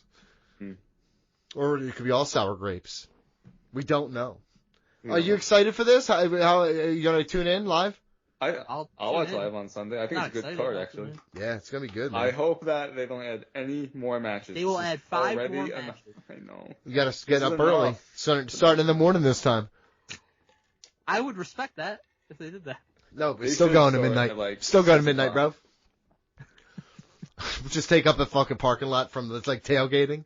Just it's like a festival. The matches start at like 11:30 on the second stage.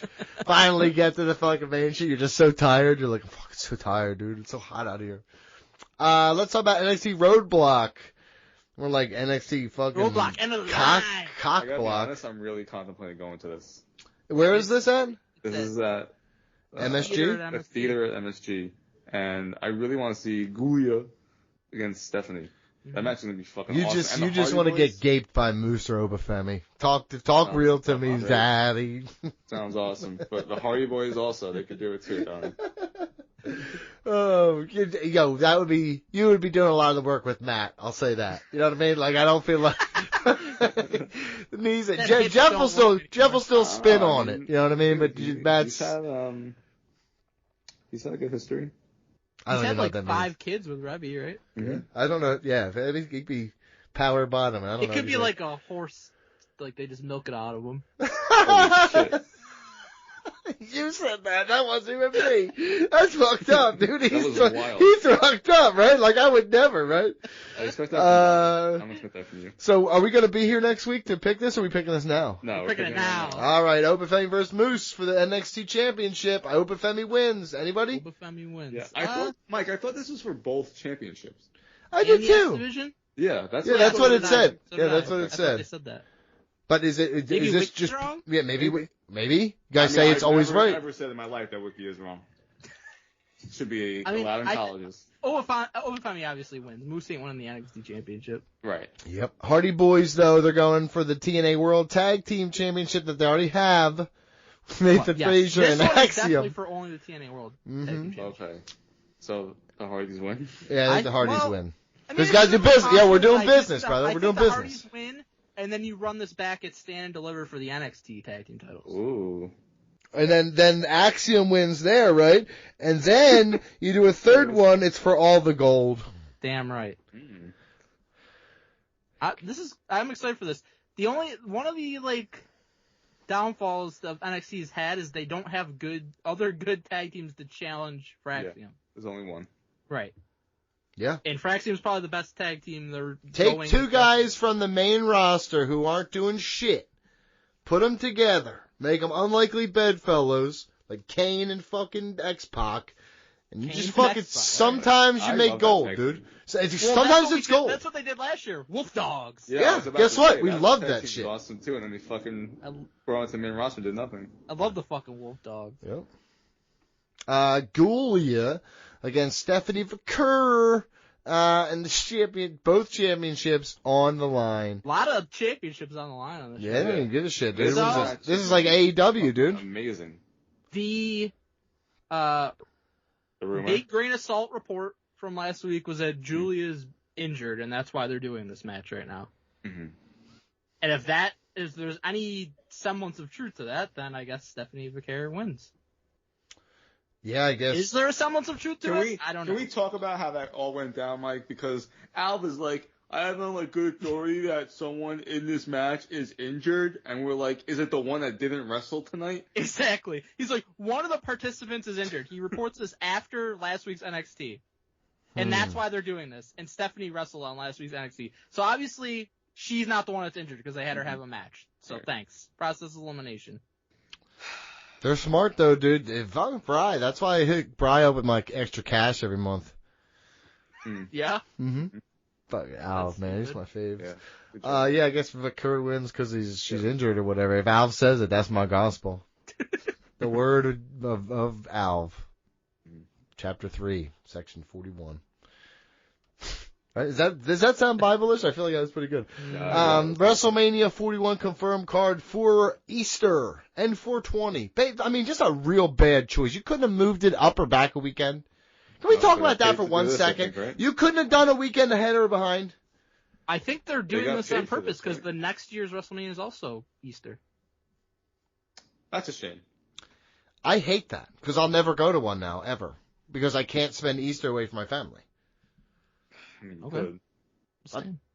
Just saying. That's just a bad choice. Like, when you did it early April, ours was early April, right? Yeah, it was the first week of April. Yeah, I mean, that was perfect. There was nothing happening. There was nothing going on. I'm not sure what the rationale is, but there must be some kind of data that tells them it's smart to do. Everybody's on spring break. To get away from Final Four. That's why it's no longer that first week of April. Maybe they view it as like, okay, if maybe it's spring break leading up to that. They think more families could come in, like to Vegas, a trip kind of thing. Taking my kids to the city capital of the world. Unbelievable. It's terrible. Yeah, there's lots of family shit you could do in Vegas. Actually, I know. I heard what Jim said that one time. I still don't believe him. So Cody Rhodes versus John Cena. I thought it'd be triple threat with The Rock involved, but I got mixed up. I read my crystal ball a little wrong. It's that tag team on night one and that singles match on night two. Got it figured out now. You can add that to Wiki, by the way. Just pen that in. Tiffany Stratton. Many, many months ago in the fall, there was, I think, a rumor. It was like, oh, it's going to be Cody and Cena. I was like, what? No, as soon as I heard them say it, and while it didn't make sense at the time, I literally was like, sure, I bet. Yeah, I actually could see that. Mel said Rock, no involvement with WrestleMania. He did say that. It seems pretty wrong. Seems very involved. No, he's not having a match, dude. He didn't just say that. Let me go get my newsletter that I have sent to me daily. You get a paper copy? Yes, every day from California. Yeah, I know we're not doing predictions now, but do you think Cena wins 17 here? Yes. Or you put over Cody? No, I think he wins 17. I think Cena wins. I think the heel turn is what makes me think he wins. Yeah, it's bigger than Cody. And it's more important, because like I said, whoever takes the title from him, too, is another mega thing. So just Cody being in this situation super, super big. Oh, yeah. Like, you can't have Cena lose his first match after the big heel turn, I don't think. I agree with that. 100%. I think he has to win. Even if he wins and he's doing that half waffly thing, he can win and be like, I'm sorry, man. Like, I had to do it, man. He's got my soul or whatever. You know what I mean? Like, he can play hostage. I don't think he's doing it. He looked I know, it just overly menacing during the segment. Was that what you took from it? I thought overly menacing. It also looked kind of constipated. He was kind of constipated, where he was like, I can't get it out. I'm going to get a hemorrhoid. Tiffany Stratton and Charlotte Flair. That's going to be a solid match. I think that Charlotte Flair wins the title. I do not. They're going to just stacking championships for her. That's what they're doing. And now with fucking to appease Ric Flair, you're definitely letting Charlotte win here. You do not need the win. Gunther, Jey Uso's got to win too, right? We got to be title change city, right? Yeah, Jey Uso's definitely winning. Like as much as I if he doesn't win, this was all for nothing. Mm-hmm. Bottom of the barrel, Jey Uso. That's a new gimmick. Io Sky, Bianca Belair, which we think is going to be a triple threat.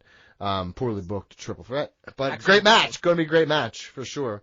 I'd love to be there, but unfortunately I have Easter with my family. Pardon me.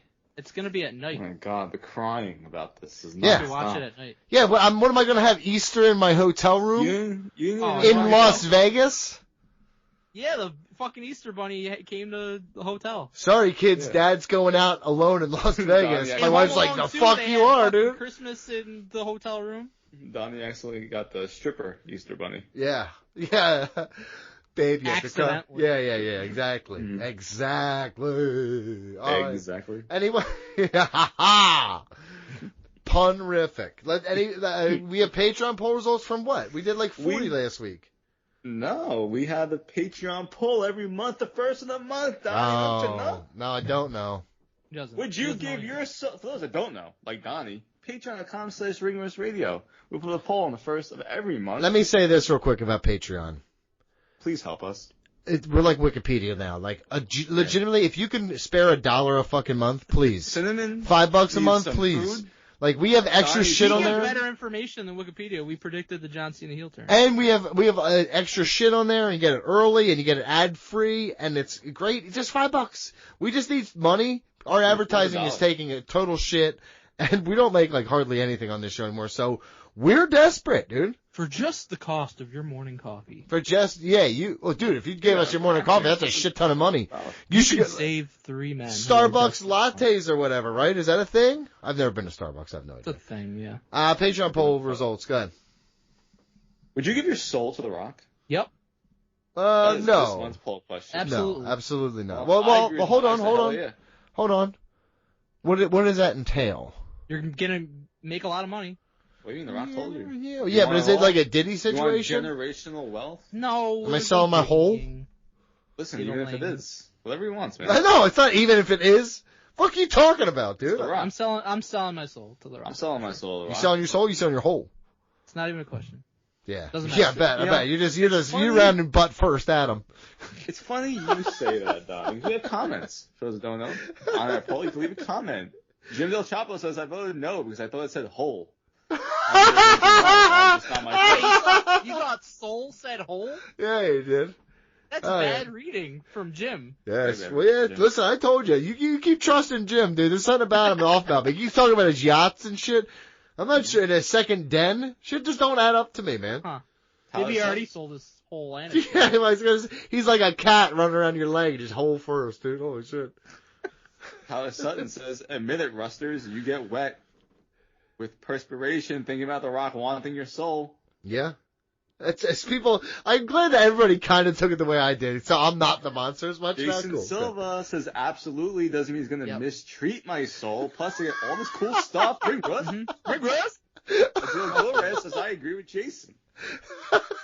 Alex Contreras, has anyone checked up on Sweet Beach?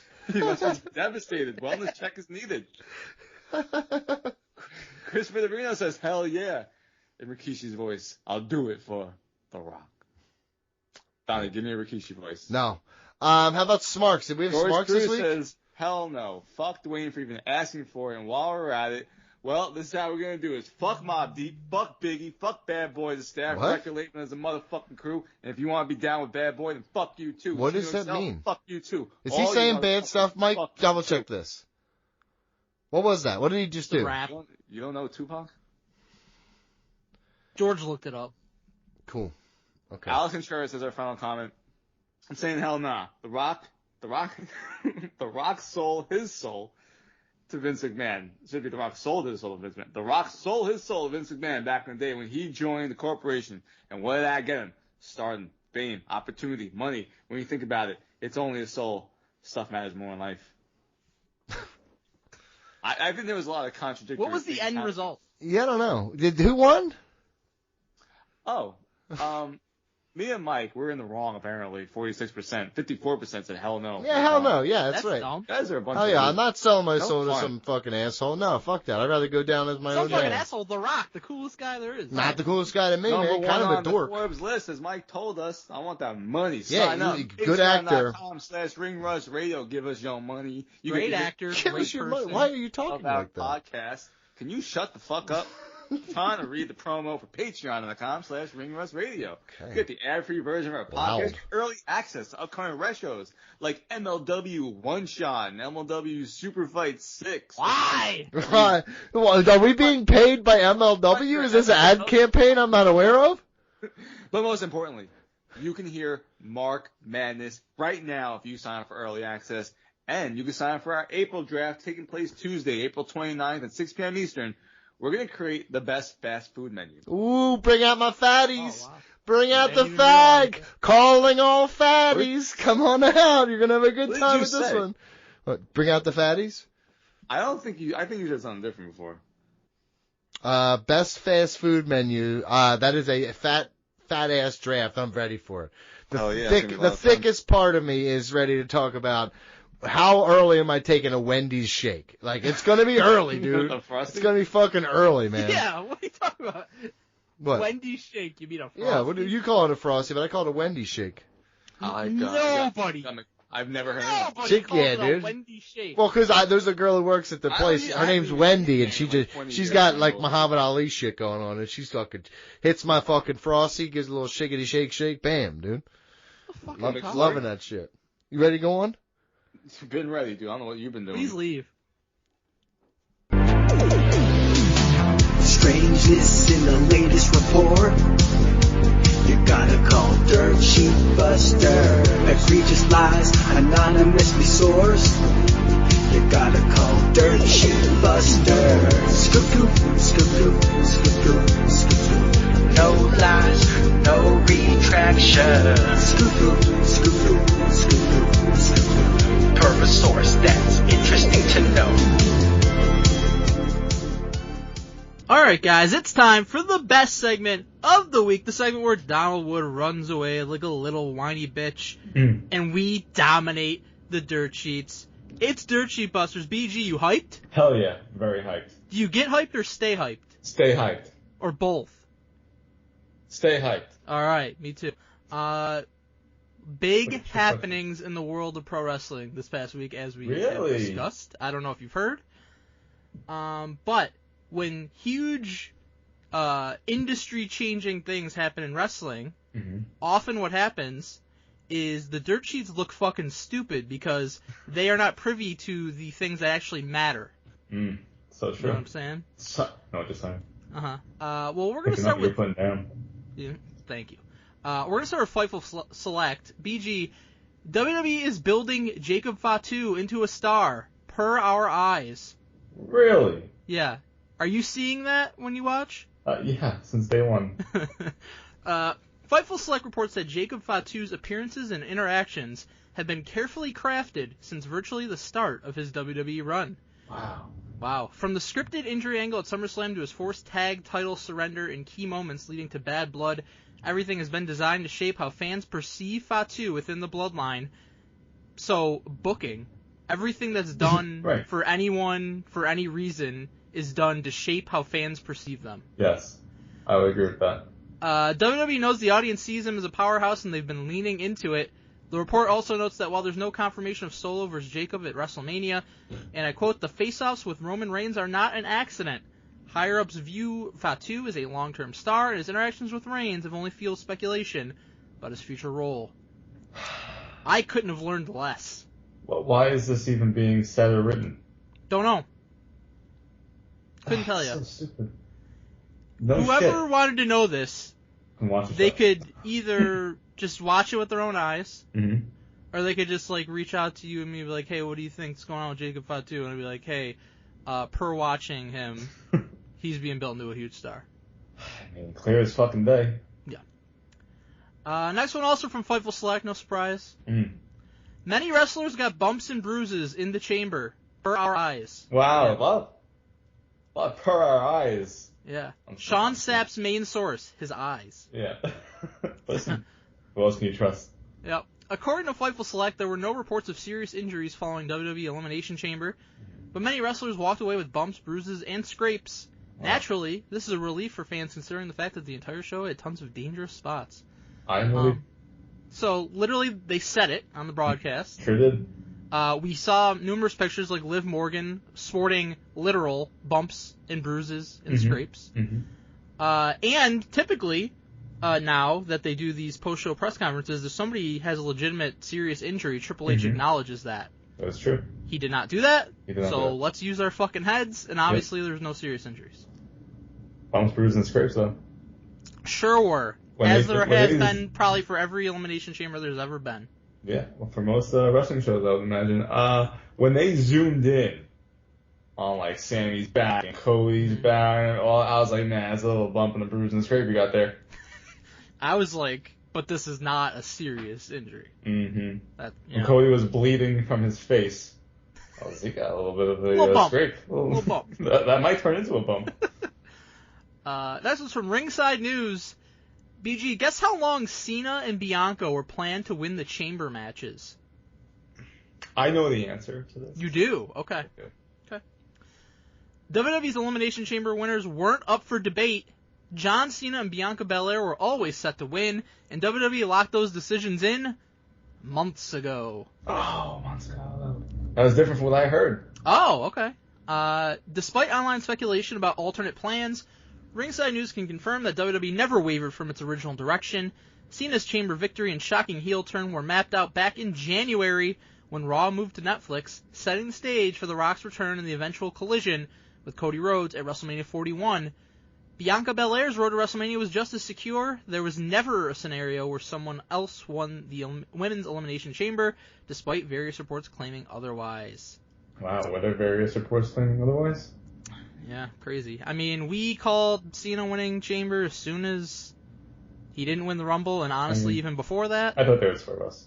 And, well, that's true. You changed your mind after. Yeah. But we did call it initially. And Bianca, I mean, I called her winning. Not for months, but, you know. This next one's from Alv. That's how you know it's a lie. There's gonna be twists and turns on the road to WrestleMania. Hope you don't want to know what they are. Damn it. Brian Alvarez spoke on Wrestling Observer Live and made it clear that WWE isn't done shaking things up. There are going to be a lot of twists and turns on the road to WrestleMania. What you think is happening right now might not be what actually happens, he reported. Wow. That's it? Yeah, that's it. So that's kind of funny because, like, what you think is happening right now, for some people, not for us, but for some people is often shaped by what people are reporting. So what he's saying is what you think is happening right now might not be what actually happens. So whatever me and my daddy Dave report, it might end up being wrong because plans change. Yeah, they're trying to swerve morons like Alvin else. But I understand. So this was before Raw. Yep. They put this out there based on Elimination Chamber. Right. Which the favorites won. True. But so it's a little confusing. But then there's the Cena heel turn. But my favorite thing about it, though, but that's not. It's still the match. It's still the match we thought we were getting. Right. Correct. But I do find it funny, like the timing of it. It's like one of the biggest heel turn swerves in history happened, so I'm going to report that there's going to be twists and turns. Twists and turns. Which, thanks, man. I mean, per every fucking show that they put on, right? Like, they want something happening for you to take away of, like, oh, I didn't expect that. That's wrestling. Right. Per wrestling. That's per our fucking eyes for 40 years. This next one's from Fightful Select. BG, do you remember when John Cena turned heel at the midway point of Elimination Chamber? I don't recall seeing Cena at the midway point of Elimination Chamber. Really? Yeah. Wow. Huh. That's, my eyes seeing it? It's pretty wild because, we got a report here.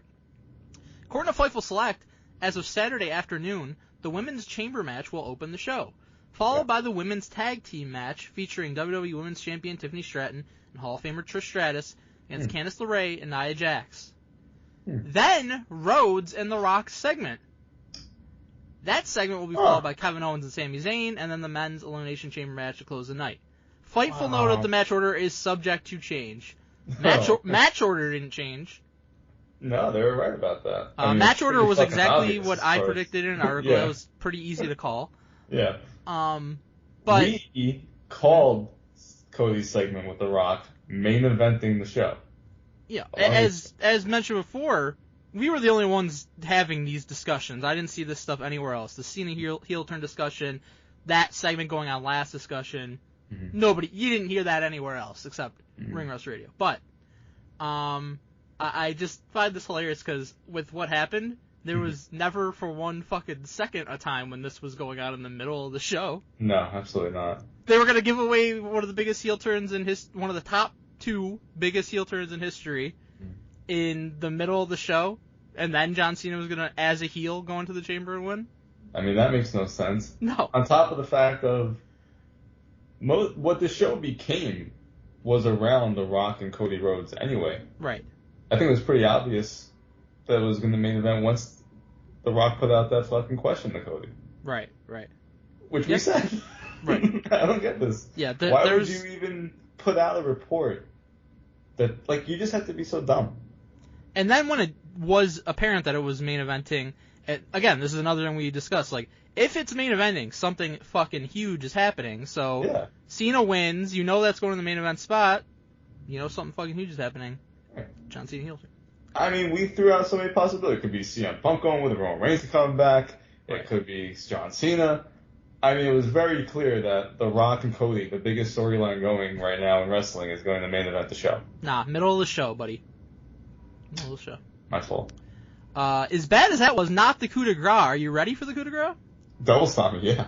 It's from Chris Featherstone. We've had him on here a couple times the last couple weeks in Dirt Cheap. This is how you make a name for yourself. BG, I don't know about you, but I can't wait for Cody versus Drew McIntyre at WrestleMania. Now that is a twist and a turn, Mike. Sure would be. According to a report by Chris Featherstone on Backstage Pass, Drew McIntyre is expected to win the men's Elimination Chamber match. Backstage Pass, that's a Patreon page. You pay for this. What? Yeah. It was noted that and I quote, game plan completely changed after The Rock's return on the February 21st episode of Friday Night SmackDown, where he set up an angle with Cody Rhodes asking him to be his champion, which has now changed WWE's creative direction. It was previously reported that John Cena was expected to win the men's Elimination Chamber match and punch his ticket to WrestleMania 41, where he would go on to challenge Cody Rhodes. However, that might not be happening anymore now. Oh. Sure is happening. What? What more can you say about that? First off, Drew won last year. He wasn't going to win this year. Right. Nor was he ever going to face Cody at WrestleMania. There were like 3 better options right now than that. The best part of it is they're like The Rock returning completely changed the plans. No, The Rock returning was the plan, and they continued on with said plan. That is true. There you go. Jeez. That's fucking brutal. That's one of the all-time miss jobs. Yeah, that's quite the miss. Yeah. BG, Dirt Sheets did terrible. How'd we do? Woo-ah! Come for you, Rock. Logan Paul had a better chance. All right, BG. Donnie is indeed a coward. I don't think he's coming back for the rest of the show. I can't blame him. He would not be able to face us knowing how wrong the cheats were. We're just going to finish this thing out. We're going to start with fantasy standings for Triple R WWE Fantasy Season 39. I'll be right back. Okay. It was Elimination Chamber. This is bullshit. So that's the last pay-per-view before WrestleMania, and WrestleMania 41, of course, is the last show for this season. So we had our pickups and drops, and that was the last one. BG, in last place. A tie for 13 with negative 45. It's you and Everson Godfrey. You're not alone, buddy.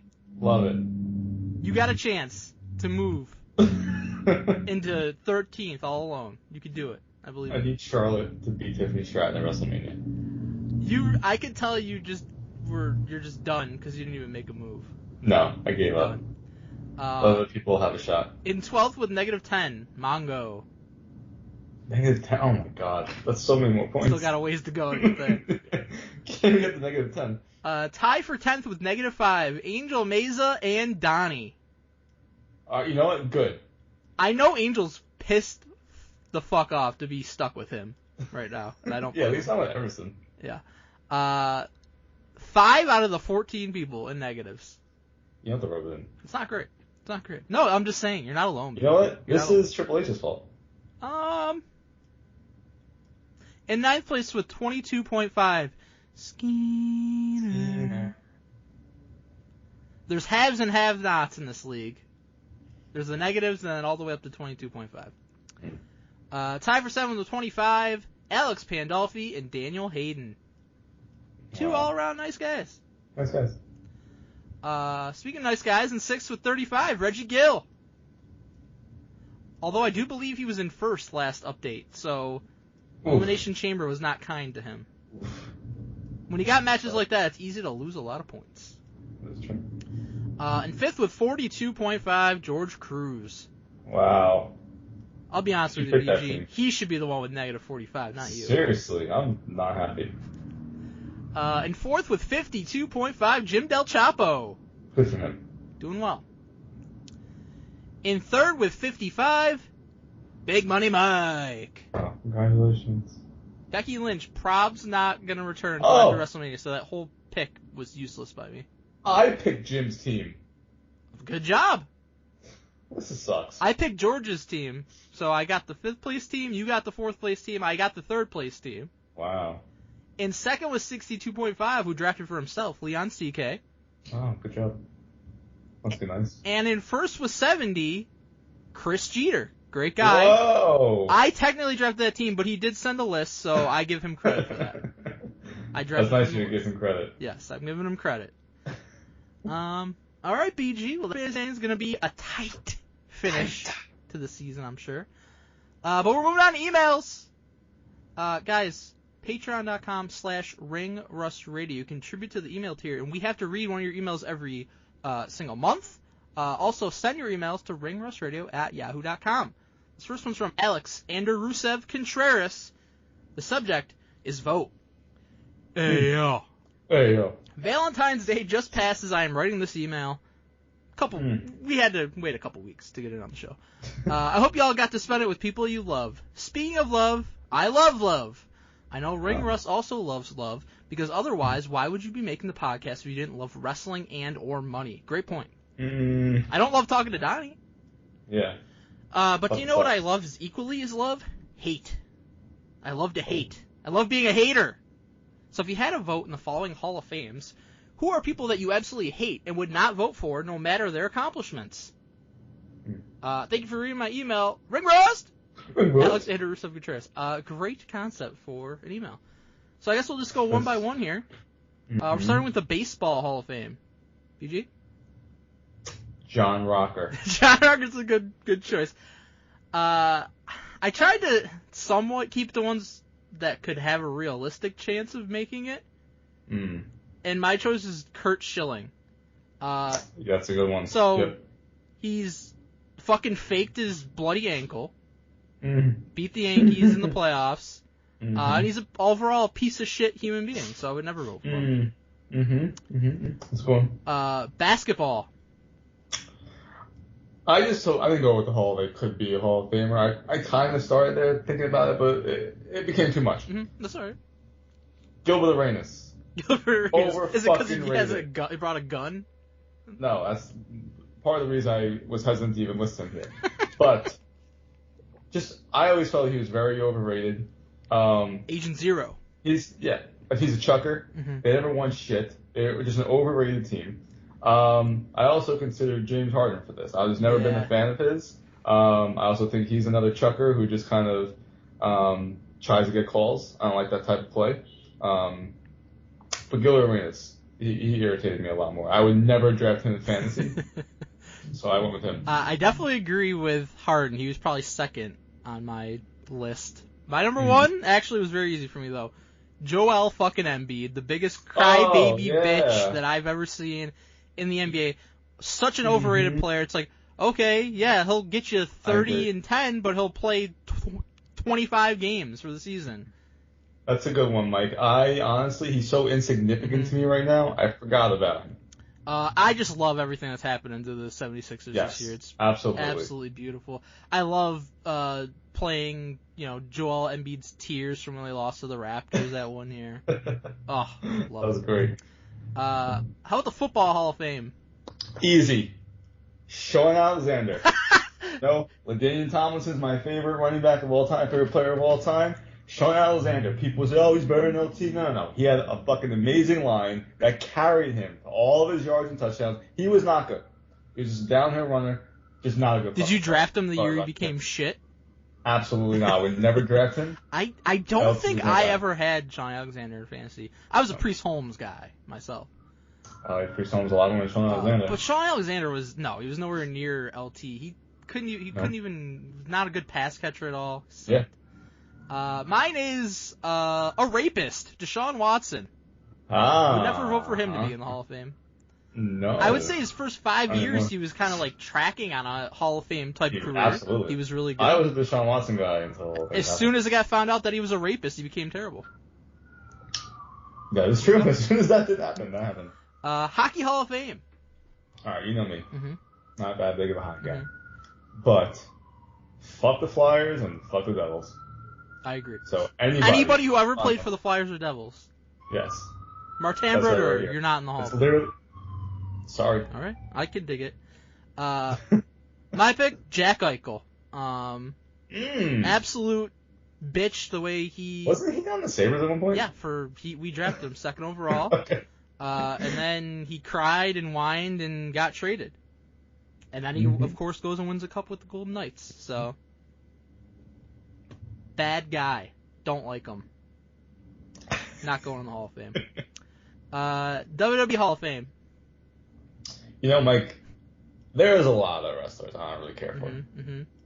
I kept drawing a blank because there was just one person on my mind. I think we're aligned here. Braun Strowman. Oh yes, Braun Strowman. Now, I don't think he'll ever get in the Hall of Fame, but I guess you never know. Oh, really? I do. But if you win the WWE Championship, there's a chance. And he won the fucking Royal Rumble. Well, right? I don't count that as a Royal Rumble. Yeah, the greatest Royal Rumble. He's terrible. He's just a big fucking guy, but it's like, he had one good match as far as I'm concerned. That's one of the biggest missteps of Triple H is bringing him back. He's added nothing. He's added nothing. Thankfully, he's not on that much, but it's still every time he is on, pisses He's me gotten off. worse. I think he's gotten a couple injuries since he came back. Like, it was always so overplayed. We're like, he's so fast, because he really wasn't that fast. Now he's literally slow as fuck. It's horrible. TNA Hall of Fame. This is a bit of a tough one, Mike, because a lot of legends have come through TNA. I had to think for a while, but then I finally came up with one I really like here. EC3. Uh-huh. I have the same exact thing, I swear to you. EC3. It was the only one when I was It was tough, because I was thinking, I'm like, man, AJ Styles and Jeff Jarrett and Kurt Angle and Samoa Joe and all these... no, I want all these people to be in there. Yeah. And then I thought of it. I was trying to think of when we were watching it for the show. Yes, I was looking at rosters of... Yeah. And I'm like, what really sucked? I'm like, oh yeah, EC3 really sucked. Yep, he sure did. It's so funny, like, Donnie and other people, like, tried to tell me how great this guy was, tried to tell us. Where's he now, if he's so great? Isn't he, like, in NWA? Sometimes, I think. He tried to start his own company that completely fucking flopped. Fucking your whole narrative or whatever, right? Yeah. Control your narrative, stupid. Alright, last one. If AEW ever creates a Hall of Fame, who would you not vote in? I have 2 answers. You have 2, and I'll tell you, well, this was the one I was like, me and Mike gotta be on the same page for this one. So I assume we're going for the trifecta here of the Young Bucks. I did not choose the Young Bucks. Here's why. They're terrible. They're overrated. But they did help found the company, so... I know, but we hate them. I know that. I understand. I completely agree. I hate them. I do.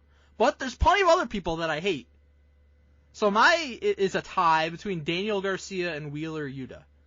Because let's say this, here's the thing we can say about the Young Bucks. Here's what we can say about the Young Bucks. The Young Bucks, they helped found AEW. Yeah. They had a great retirement match with Sting. I get it. And they have, like, some level of, like, popularity that can be measured. I don't agree with that. That's just not what this email was about. Daniel Garcia and Wheeler Yuta have none of that. They have no redeeming qualities that I could ever think of, and they both suck. And making it worse is when people try to tell me that they're good. Yeah, George. When I know they're not. Yeah, George. So, would never vote for them for any Hall of Fame, unless it's the bad wrestlers Hall of Fame. I agree with you. But this is when I was like, really, who would be on the verge of Hall of Fame? I was like, Young Bucks. Well, the thing is, AEW and their fans think like every wrestler that's in the company is a Hall of Fame level wrestler. So that is true. Dan Garcia was the next Stone Cold. Haven't heard shit about this guy. Isn't he still the TNT champion? Haven't heard. Is he on the card for Revolution? No, I don't think so. Okay. Good email. I don't think so. Even though we talked about that earlier in the show. Yeah, we did. We sure did. BG? We don't record out of order. No, we don't do that. No, he's not on the card right now. I'm sure he'll get on the fucking card. Don't worry. He'll be in a fucking 37-man gauntlet match. Take up an hour of time. Next email comes from Matt Bowers of Pain. Subject is next year's Royal Rumble and Mania, Mike. I'm just going to read what it says here. Hey, they, Rusters, and Donnie if he shows up. Never does. Never does. So the Royal Rumble's done. With Jay and Charlotte winning. Let's plan the Royal Rumble for next year. Who wins the Rumble for both the men and women? Then book their journey to WrestleMania. Thanks and have a great day. Matt Bowers, P.S. I miss Vince Russo and Big Johnny on the show. Hope they come back soon. Vince Russo was on the show last week. Big Johnny is a rapist, so I don't know if he's going to be making too many appearances. Bro, right, he's a freaking rapist, bro! Shit. Yeah. Get the fuck out of here. Johnny Watson. Alright, I'll go first. I'm going to go first, Mike. 2 years in a row. He didn't win it. Yep. He's got to win next year. It's fucking CM Punk. Okay. Let's do it. Finally. CM Punk. Got to win it. And Gulia. Alright. Then, at Elimination Chamber, they have to defend their spots against heel Seth Rollins and Becky Lynch. I know they said they don't want to be a on-screen couple tag or anything like that, but that was when they were baby faces, and that fucking sucked. As heels, they might be pretty entertaining. I think it can work. I think part of the problem was they were baby faces going up against Baron Corbin and Lacey Evans. Like, what are we doing? Exactly. It was awful. Absolutely awful. It was very forced. Didn't need to happen. But we're now years removed from that. I think they could be a good heel tag team to go up against CM Punk and Julia, because I want to have them on Elimination Chamber, but they're not going to be in Elimination Chamber, so you got to do something with them. So, they defend their spots against Seth Rollins, Becky Lynch. They both win. WrestleMania main event night 1, Gulia beats Asuka for the title. Then, WrestleMania main event night 2, CM Punk, his dream. He finally main events WrestleMania for the championship. He loses to Roman Reigns. Gosh. He would be devastated. No, he'd be just fine. Your dream was to main event WrestleMania. You didn't care about the title. There you go. Go lose to Roman Reigns, Dave. I did not get as involved as you did. I did not book what they... Oh, that was the email. Well, I booked who won and who they faced at WrestleMania. I didn't book what they did at Elimination Chamber. But for the men's, I think for quite a while we were thinking that this guy was going to win, and it didn't end up happening. Roman Reigns.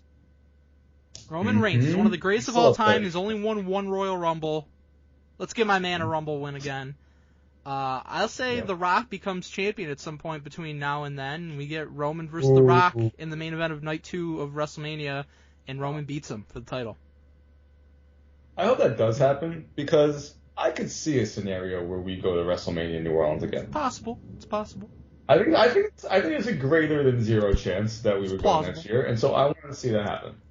Women's. I was trying to think of, who's an up-and-comer who could really be boosted by this. I think Julia was a good choice. I'm going with Jade Cargill.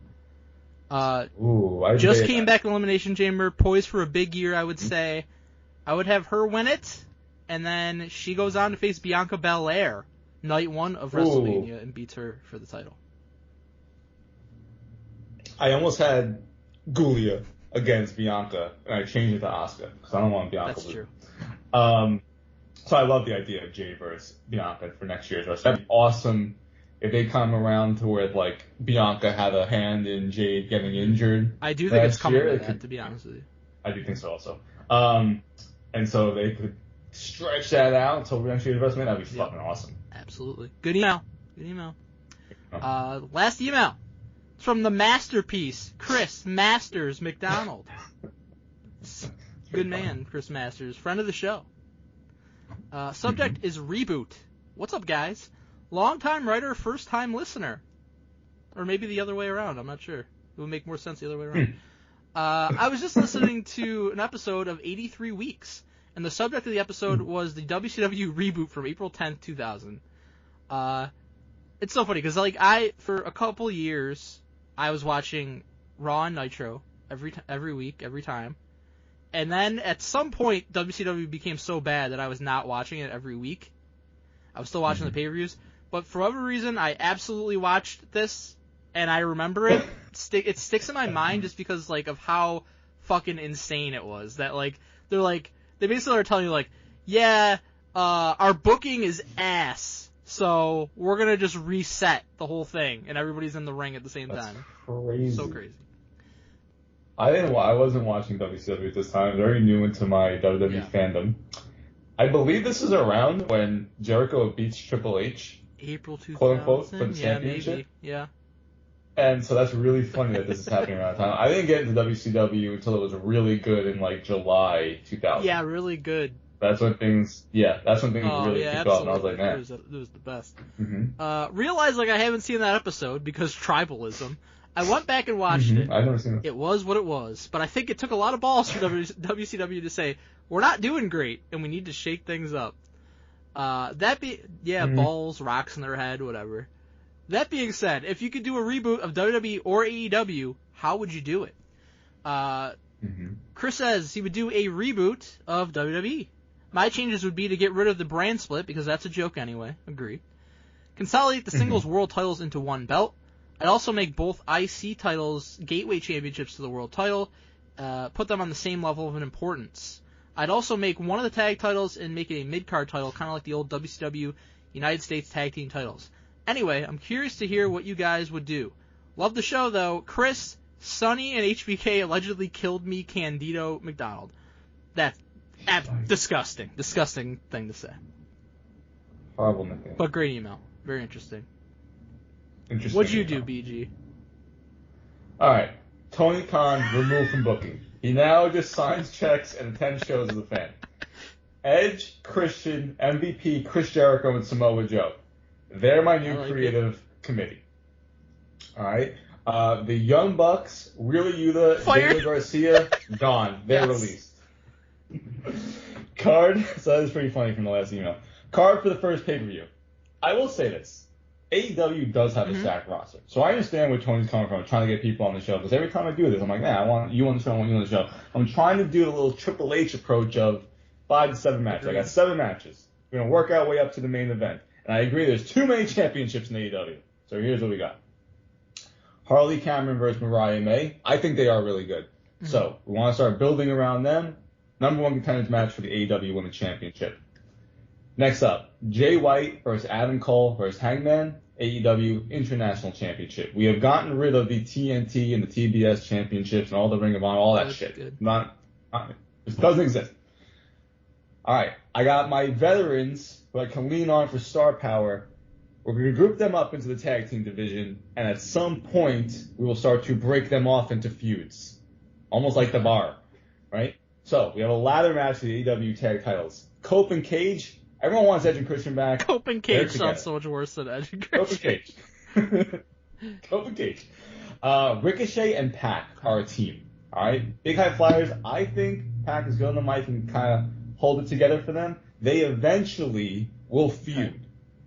But for now, high-flying tag team, I need them in this ladder match. Chris Jericho and Samoa Joe are going to be a veteran tag team. I think it'll be a lot of fun together. Will they book themselves to win the championships? Okay. Oh, we're not talking about winners here. They also will eventually feud. And then we have the Hurt Business, Bobby Lashley and Shelton Benjamin. So it's a fatal four-way ladder match for the AEW tag titles. Next up, we have a fatal four-way for the number one contendership to the AEW championship. Okada, Ospreay, Moxley, and Swerve. All right. Then we have for the AEW women's title, Toni Storm versus Mercedes Moné. All right, it's your Monday match. And the main event is Kenny Omega versus MJF for the AEW title. Kenny Omega is arguably our biggest star and babyface. MJF is our top heel. Yeah. And he's going to be in Happy Gilmore too. We have to rally around our top stars. I dig it. You're not putting random fucking people on the show just to be on the show. Absolutely not. Okay. That is it. But I needed some star power for this reboot. I wanted my veterans in some tag team matches because I can group them together while I have a spotlight on some of the more up-and-coming or guys on the fringe of doing that, like a Jay White, Adam Cole, Hangman. So that's what we got. Very good. I did not book a card, but I have a lot of the same elements as you do. First order of business, fire Tony Khan from the company completely.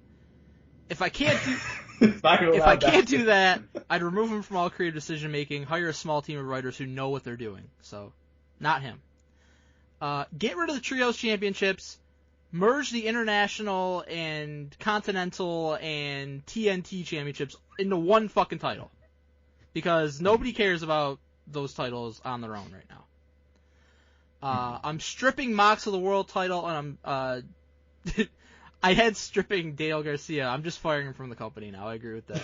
There you go. All right, there we go. I'm going to hold stack tournaments to determine the new champs. Keep the rest of the champions the same for now. I'm moving ROH from its own shitty streaming service to Max, and I'm basically treating it like AEW's version of NXT. Mix of established wrestlers and rising stars. Whatever they're doing with it right now makes no fucking sense to me. I guess maybe they're trying to find a television deal for it right now, but like, who's gonna want that? There's no, like, NXT was able to get a television deal because it was out there. People knew about it. People enjoyed it. Nobody's doing that with ROH. It really, most importantly, I'm cutting back to like 6 pay-per-views per year, and I'm having significantly less matches on them, as you mentioned. Quality over quantity. You can find even a middle ground. It doesn't have to be 4 matches like a lot of WWE pay-per-views do, but it doesn't have to be fucking 12 to 15 matches like AEW pay-per-views do. Find a middle ground, and you could the product would be significantly better if they could figure out a way to do that. But that's what I'm saying, like, little changes like that.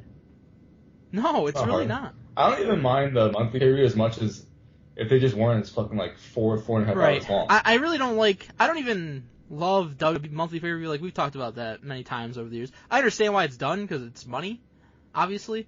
But just in a perfect world, I would like, the extra time to build the stuff, but it is what it is. That's pie in the sky.